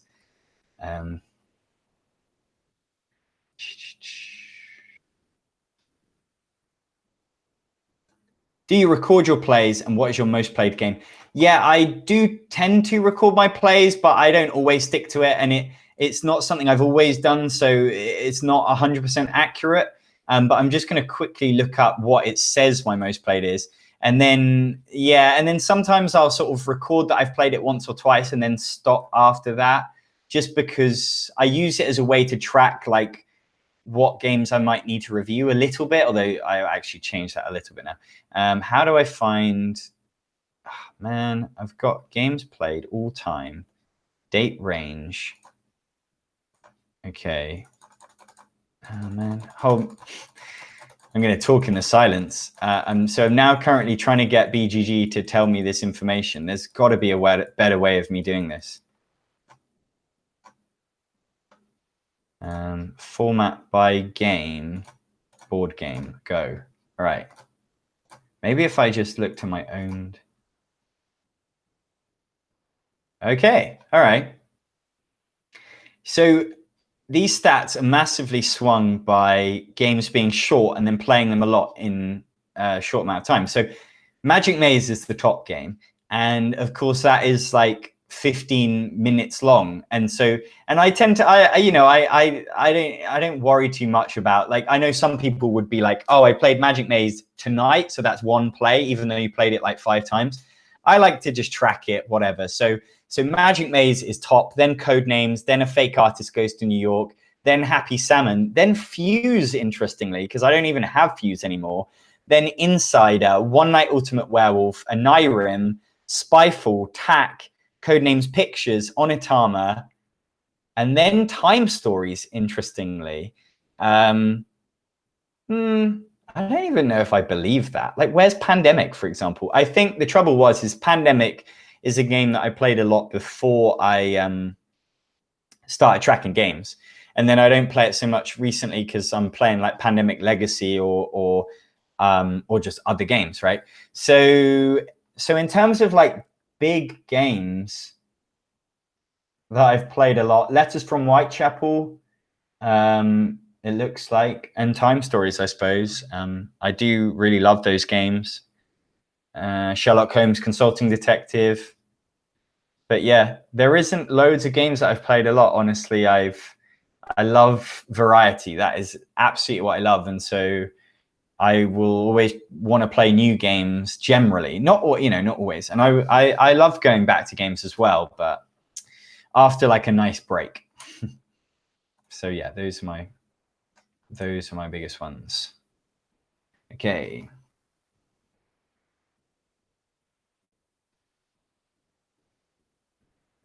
I didn't get to play the detective game at Expo. So yeah, I don't know how it is. I think there's some reviews around, but I don't know. I didn't really, again, like, I don't like to spoil myself on these things. And that also comes down to my opinion. Like, I know that I want to try detective, so it doesn't matter to me right now what other reviewers think of it. Because I want to try it for myself and not be influenced by what they think. I kind of let myself win in my head every exit game I've played. Yeah. How do you devise which games to play? Is it dependent on who you're playing with or the occasion, or do you have games you always play with certain people? Yeah, it's always dependent on who I'm playing with. So I've got games that love party games, but sorry. Well, I guess it's my channel. I can swear. I apologize. I have friends that only like party games, or they tend to like sort of lighter games. They like a lot of cooperative games or real-time cooperative games. And so if they were coming over, shorter games, things like that, I would be playing that kind of stuff. And then I've got other games which are much more heavy gamers that I would play the heavier games that I have. And it's generally, so I've got a list that I track that of things that I need to review or that I want to play because I haven't played them in a long time. And then I'm just looking at that list. It tends to be quite long, like maybe like 40 games. And then I'm looking at them and sort of pairing them up with the people that are coming around. I have some friends who I love who just play anything, and they are the best because they're just so, I really appreciate those friends. And then I've also got like sometimes intricacies where I play a lot with people like Europeans that English isn't their first language. So for example, they wouldn't be up for playing a word game necessarily because they just like struggle with it.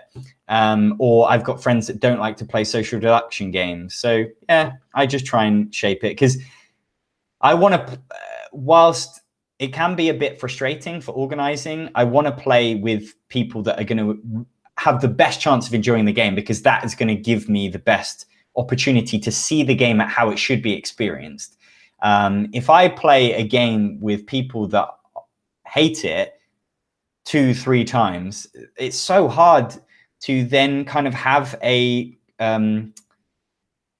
objective opinion of that. Like it's clouded by the experience that you had. So yeah.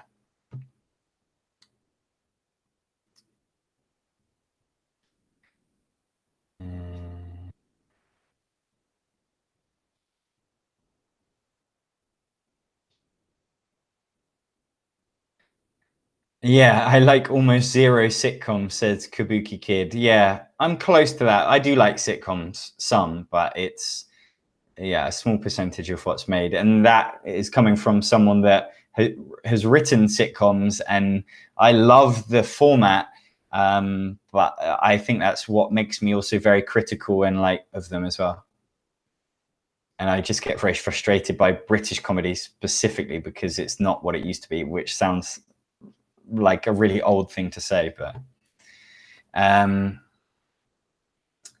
any Kickstarters you're excited about? Yeah, probably, but these things come into my consciousness and I just sort of let them flow out again. So I'm really excited about Getaway Driver, which is the one that I'm currently backing. And so I'm just going to quickly look at the game section on Kickstarter and see. Why won't you let me sort by tabletop games? It doesn't seem like a really strong time for games at the moment. Maybe I'm wrong. Everyone loves doing their Kickstarters in March and February, right? So the game's ready for Essen. So honestly, I just went through the list, and the only game that I'm really excited about is Getaway Driver. I'm sort of intrigued by Kung Fu Panda and kind of Solomon Kane, but not really. I'm sure it's not my kind of game. And I'm sure there's like 1 or 2 other party games or card games in here that I've just not heard of that I might be interested in. And maybe I'm looking at the wrong list here because it's giving me like 37. Oh, I'm only in new and noteworthy. I have no idea how to explore the Kickstarter. I tend to do it on my app. So if I go to tabletop games, oh my word, what? Is that right? That can't be right. Huh? It's saying 16,000. That's like all time, right?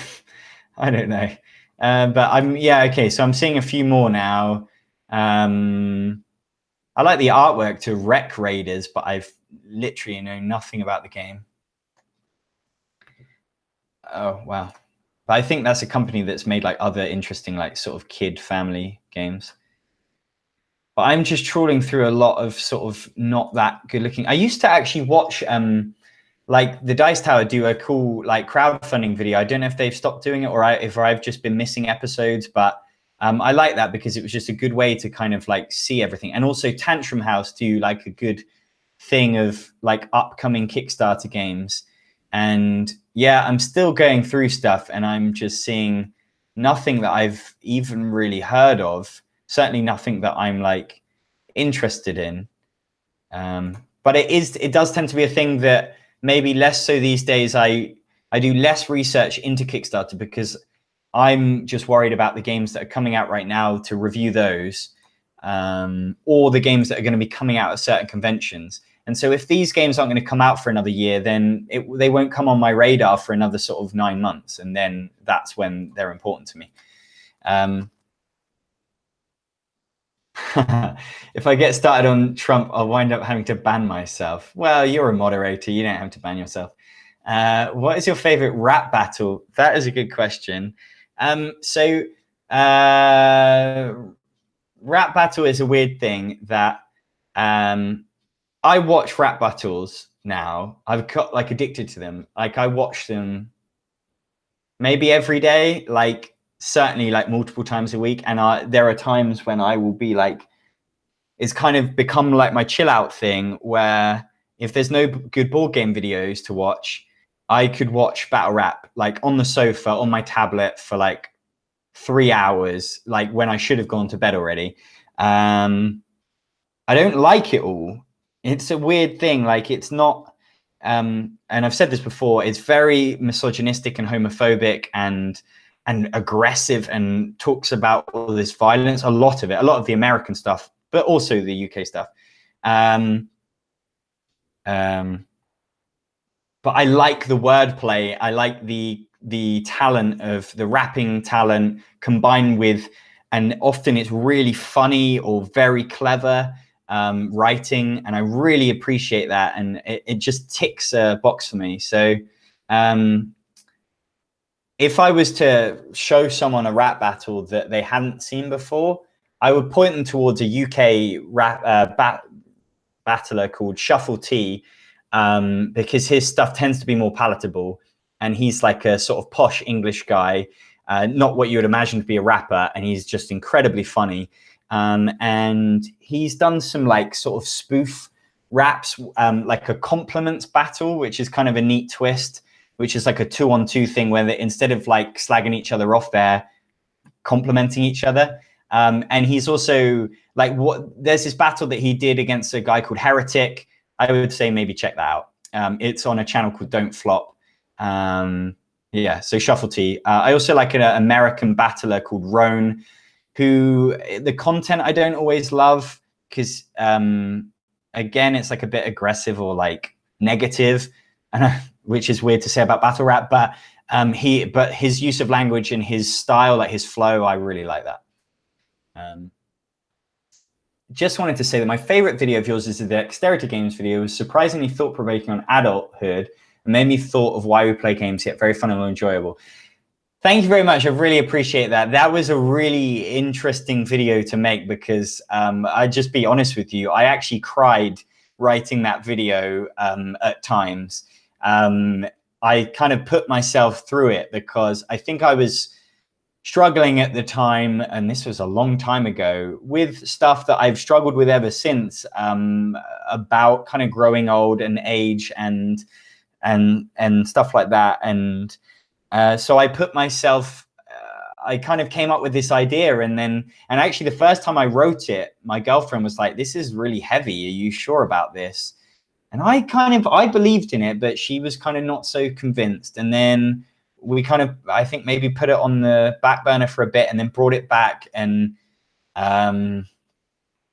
then I did it, and I'm really proud of it because, yeah, I think it's sort of like, and everyone said like it got really kind of dark, and that's exactly what I wanted. I mean, my humor is dark. I think that the best comedy is playing on like our insecurities and stuff like that. And so that's what I wanted to do with it. And I would maybe like to do more stuff with it. You know, I think some people have found that the Ceedee video, like the haul video, latest video, is a bit dark. And for me, that's kind of like a place that I want to go to occasionally, because like I want to laugh at life. And so I think that some people thought that I was laughing at those characters, and I don't really see it like that, because I can relate to fashion YouTubers, and I can relate to this fictional character. You know, every single character on my thing has a small part of me, except for maybe like Barry or whatever.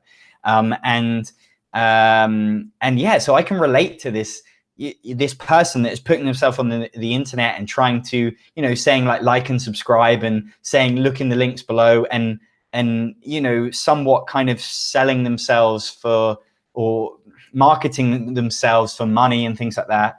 And then also I can relate to kind of vanity and wanting to look good, and also I can sympathize with these characters. So whilst I also think it's a funny kind of, it's definitely funny to like play on the idea of like these fashion YouTubers that are kind of telling people how to be beautiful and kind of preaching a certain life.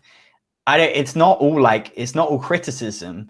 Yeah. So, and I could imagine in another life, like watching those videos, you know, if that was, I don't tend to, but I've certainly like seen a few and stuff. So yeah, like to get a tiny bit deep for a second, like I'm glad that you liked it, and yeah, yeah, I'm just trailing off now. So glad Jeff Beck gave up that guitar thing to make games. Yeah, yeah, his is not an easy name to Google. You're a treasure in the board game scene, and look forward to more videos from you. Thank you so much. I really appreciate that. Oh, okay. So you were talking about the epic rap battles. Yeah, I tend not to watch like those stuff. For whatever reason, I just find them a little bit cringe, or a little bit, which is funny because if I was to do one, and obviously I've done it with J-Lo, like mine would be cringe. But yeah.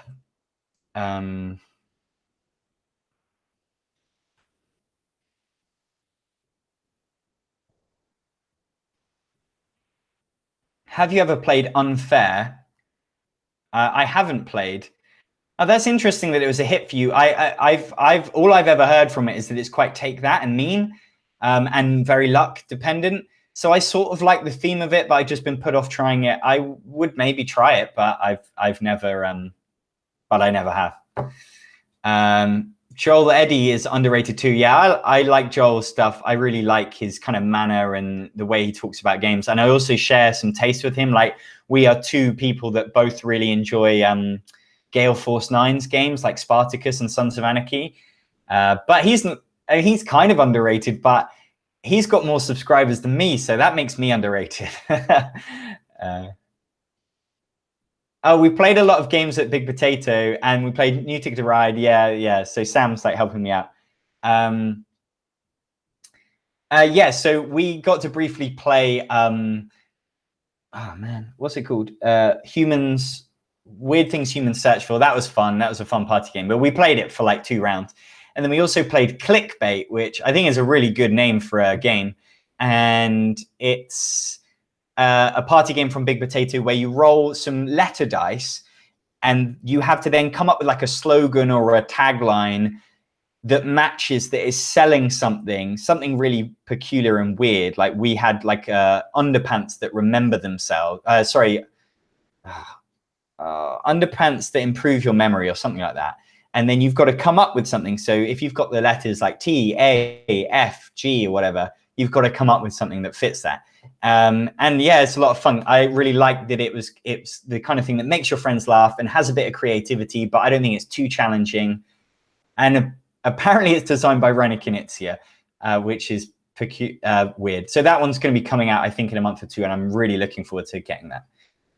Yeah, and we play Ticket to Ride New York, which is kind of what you'd expect, and I'll be talking about that. But that wouldn't be like a highlight for me because it was like okay. Recently back Villagers and figured that'd be up your alley. Yeah, I like the artwork for that one. That one's kind of like, it's the sort of thing where, because it's like a card drafting game, and it's the sort of thing that like you have to play it to understand if you're going to like it. Like some things like Chronicles of Crime, unless they really screw it up, I don't have to do much research to be like, okay, so it's got VR and then you're solving cases. Now, unless the cases just don't work, the game is likely to be fun. I'm likely to like it. God. Whereas with something like Villagers, because it's about the gameplay, I kind of feel like I want to play it before I would back it. That's not how I used to do things, but that's kind of how I do things now. Unless like the company or the designer has made games before that I like. So that's why I back Getaway Driver, because I somewhat trust the designer. And that's why I backed Sunset Over Water, because I trust the designer and the publisher.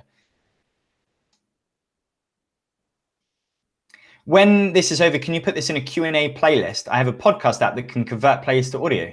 Yeah, cool. Yeah, I'll try and do that. Yeah. And if I don't, please just remind me in a comment or a email or something, because that's a really good idea. Thanks. Anyone else struggle with the BGG site format? New page game format much better, but the rest is awful. Yeah, I like the new page thing. Obviously, yeah, totally. I mean, it sucks. All I can do is agree with you. Have you tried Legacy of Dragonholt? I have, and it didn't really click for us. So I've actually reviewed this. If you search, it's in one of my now playing videos. And I talk about my problems with it, which were really that it took too long to get going, is the main problem.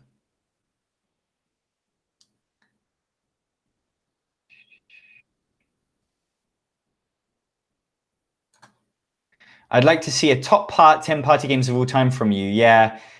I agree, and I would like to do that. But I'm really going to struggle to fit to pick 10 party games, because obviously I love party games, and I've got like 50 that I love, and I'm not sure that I can. I tend to prefer to do things in categories, and I know for most people like party games is a category, but that's why I've done like sort of Christmas games and things like that, because it allows me to talk about party games. But without kind of saying these are the best party games, because there are different types of parties and different numbers of groups. You know, some people would consider maybe Captain Sonar to be a party game. I wouldn't. Some people would consider the Resistance to be a party game, and I'm sort of on the fence with that. I don't think it is. I would describe it as a social deduction game. Obviously, you can play at a party, and it's a big group game, but so I don't know how I define party games, and that just makes it daunting a task to make. So for now, I'm focusing on other things.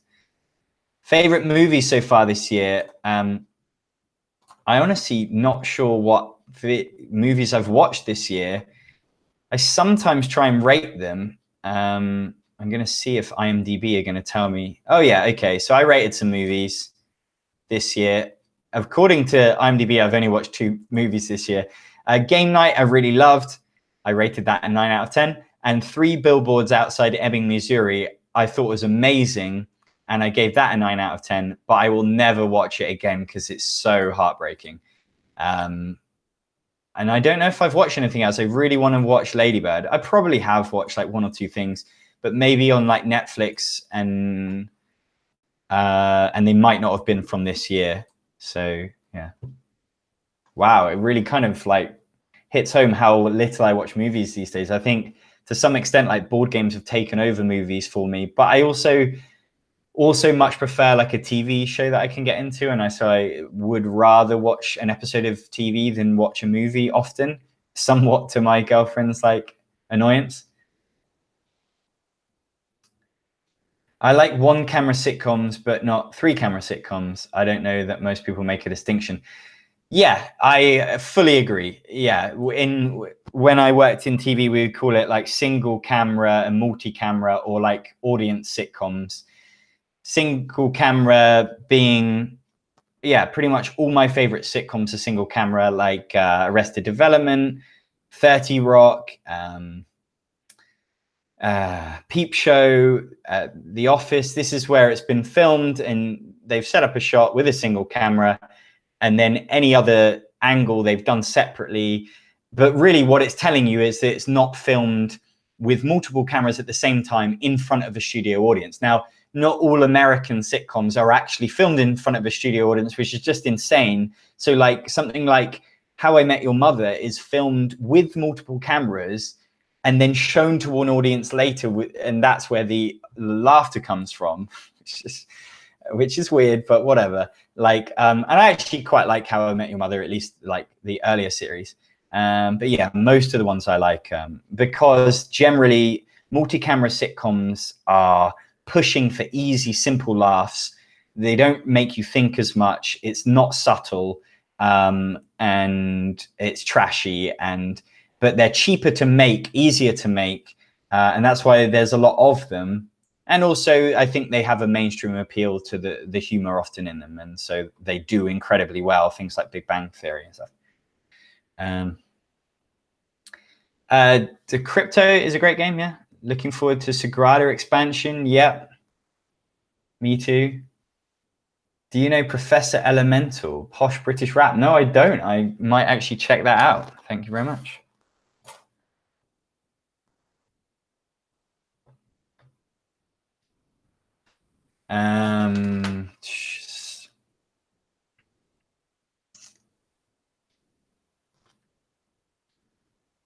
How often will you update the what's in the collection video? Oh, wow. I don't really plan to update that, but maybe. I know that Rado updates his like once a year. Maybe I would, but I would really struggle to kind of track which games have left and which have come in that year, short of like watching through the whole video. Oh, maybe I might consider that. I don't know.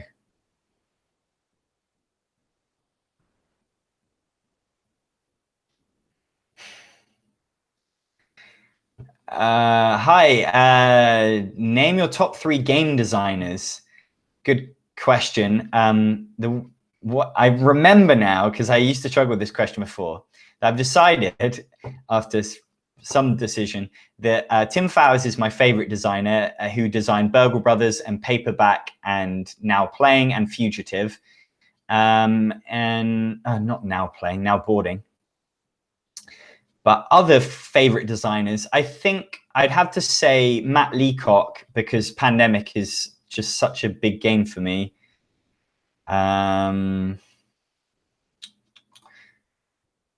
There's definitely someone I'm not thinking about.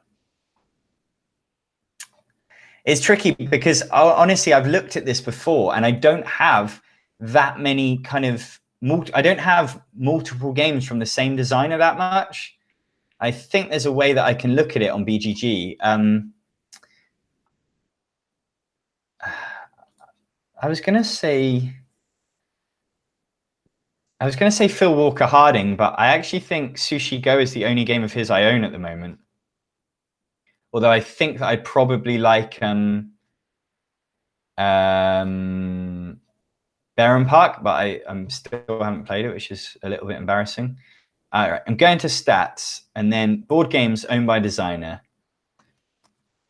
These are one of those awkward silences that I'm feeling. Okay, so I like the designers of the Gale Force 9 games, which I think is a like trio. You've got Spartacus, A Game of Blood and Treachery, Sons of Anarchy, Men of Mayhem, and then actually, those are the only 2 games I've kept of theirs. I quite liked Homeland. So Aaron Dill, John Kowaleski, and Sean Swigart. And I believe, I can't remember which one it was, but I was really sad to hear that one of those died. I think it was last year. So yeah, that was heartbreaking. But yeah, so they have definitely made 2 games that I really love.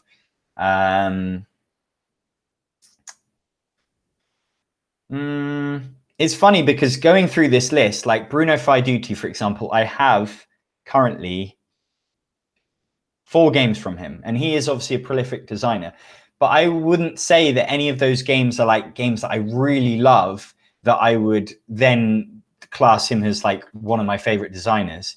I think that the 2 guys behind Navu Games, Brett Sobel and what's his name? Seth Van Orden, because Stockpile and Crosstalk are 2 absolute favorite games of mine. Like, they're amazing games. Like, so they are. Jacques Zeme, who is the designer behind Cockroach Poker, Cockroach Salad, Dodolido, Tarantula Tango, Ghost Blitz. Like, they're very simple games. They're all very similar, but that's a lot of games that I love, all from one designer. James Ernest, I wouldn't have thought of, but he designed TAC and Lords of Vegas, and those are 2 games that I really like. David John Gilmore because of Dead of Winter and Vault Wars. I'm still yet to play News at 11, which I'm pretty sure I'm going to like, but I don't know for sure. Ludovic Malblanc, I quite like his Cash and Guns. Dice Town. Oh, maybe he's only an expansion. I don't know. Maybe he's done an expansion. And then Cyrano, which is a cool party game about writing poems.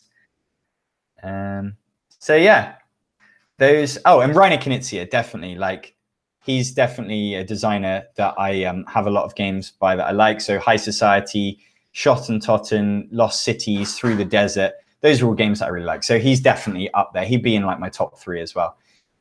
So yeah, that is that question. Right. I'm going to have to speed up now because I've realized I've been doing this for quite some time. So I'm just going to try and answer some really, really quickly.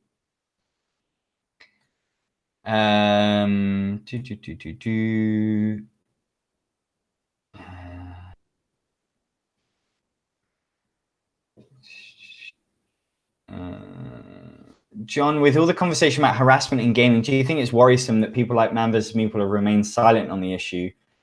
I don't know that they have. I don't know. I mean, I personally haven't talked about it specifically in a video, or at least not that I can remember. Obviously, I think it's like reading some of these stories is heartbreaking, and I would like to do what I can in my personal gaming groups to make sure that it doesn't happen, and want to be able to do stuff with my channel, but often don't really know what to do, and really just want to help give a voice to the people that kind of need that voice. So I've occasionally maybe said things on Twitter or retweeted things, which isn't much, but I also don't want to kind of make it about me because it isn't. So I don't know. I know that, I don't know. I don't know whether Man vs. Meeple have said something on Twitter. But I would just say that just because, I don't know.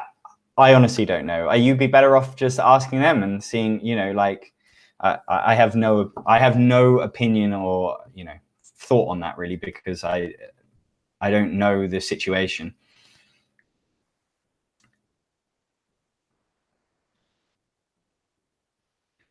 Yeah, I can understand somebody that that doesn't like role playing like normal people. For me, like that's way more appealing than doing fantasy stuff. So it's just different tastes. I'm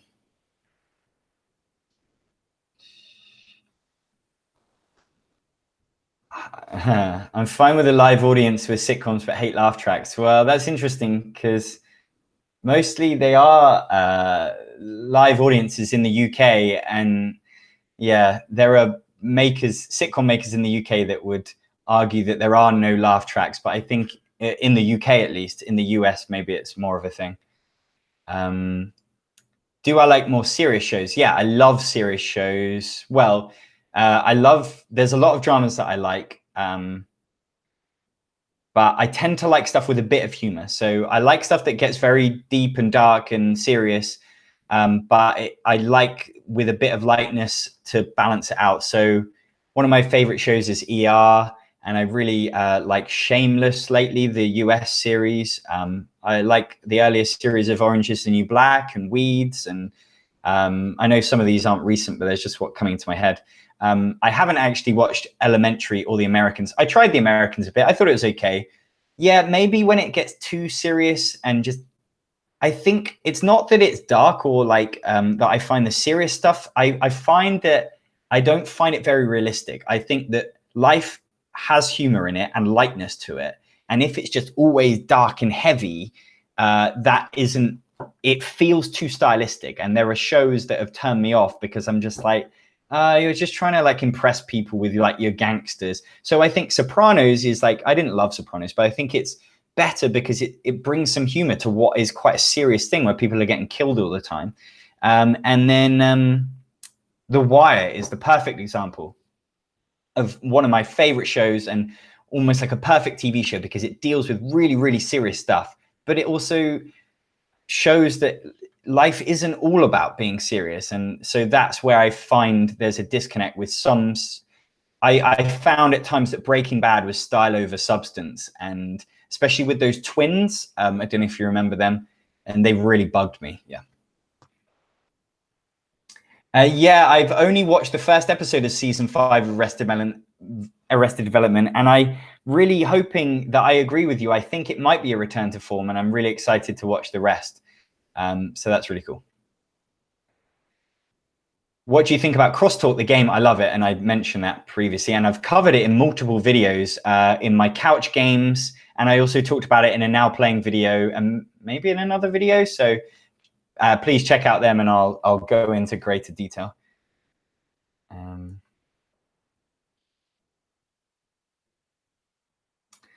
Corey Konechka is an underrated designer. Yeah, I think that's true because he doesn't really get the credit. I feel like with Fantasy Flight, people just kind of think of them as Fantasy Flight games and they don't think about the designer behind them.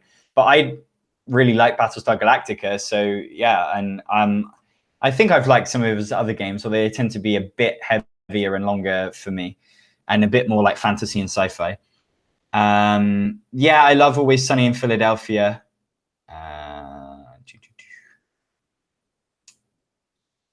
So I'm trying to skip some of the sitcom stuff. What is your guilty pleasure in games that perhaps your friends don't get? I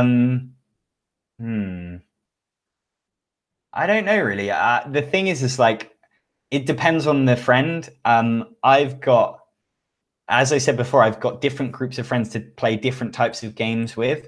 And so I pretty much got a friend that agrees with me on most games. So like, you know, like a game, like, not even like, I don't think Happy Salmon's even a guilty pleasure because I have so many friends that like that.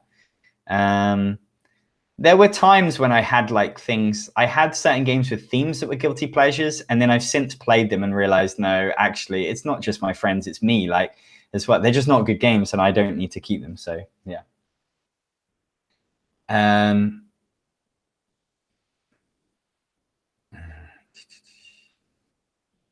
Favorite video games, if any? The Mass Effect trilogy, all the Uncharted games, Life is Strange. Those are definitely up there for like the story that they convey. All right. It looks like we're at the end of the list, unless I've missed loads of questions. I don't know how I did it. I guess thankfully you guys stopped asking questions and people started leaving. But anyway, I'm going to call it there. Thank you so much for watching. Thank you for asking all the questions. I hope that I did an okay job of answering them. And I plan to not leave it quite so long before doing another one of these. So I look forward to seeing you at some of them. And yeah, please, if you haven't had a chance yet, please go and watch my latest video with my new character, Ceedee, because I think it's really funny. And yeah, and please just look out for future videos. If you've watched this video, you probably are something of an actual fan. And so I would really appreciate it if you click the bell, the notification bell on the YouTube subscribe, where you would click subscribe. Once you click subscribe, then click the bell. It just means you get notified about the videos when they come out, because the whole YouTube algorithm thing means that people don't get shown videos, even if they would like them. And it's just, my view count just has slowly gone down over the months and years. And so, yeah, I just want people to be able to see the stuff. And that is just the easiest way of doing it. So anyway, I'm sorry about that little plug. Thank you so much for watching, and see you at another one. Bye.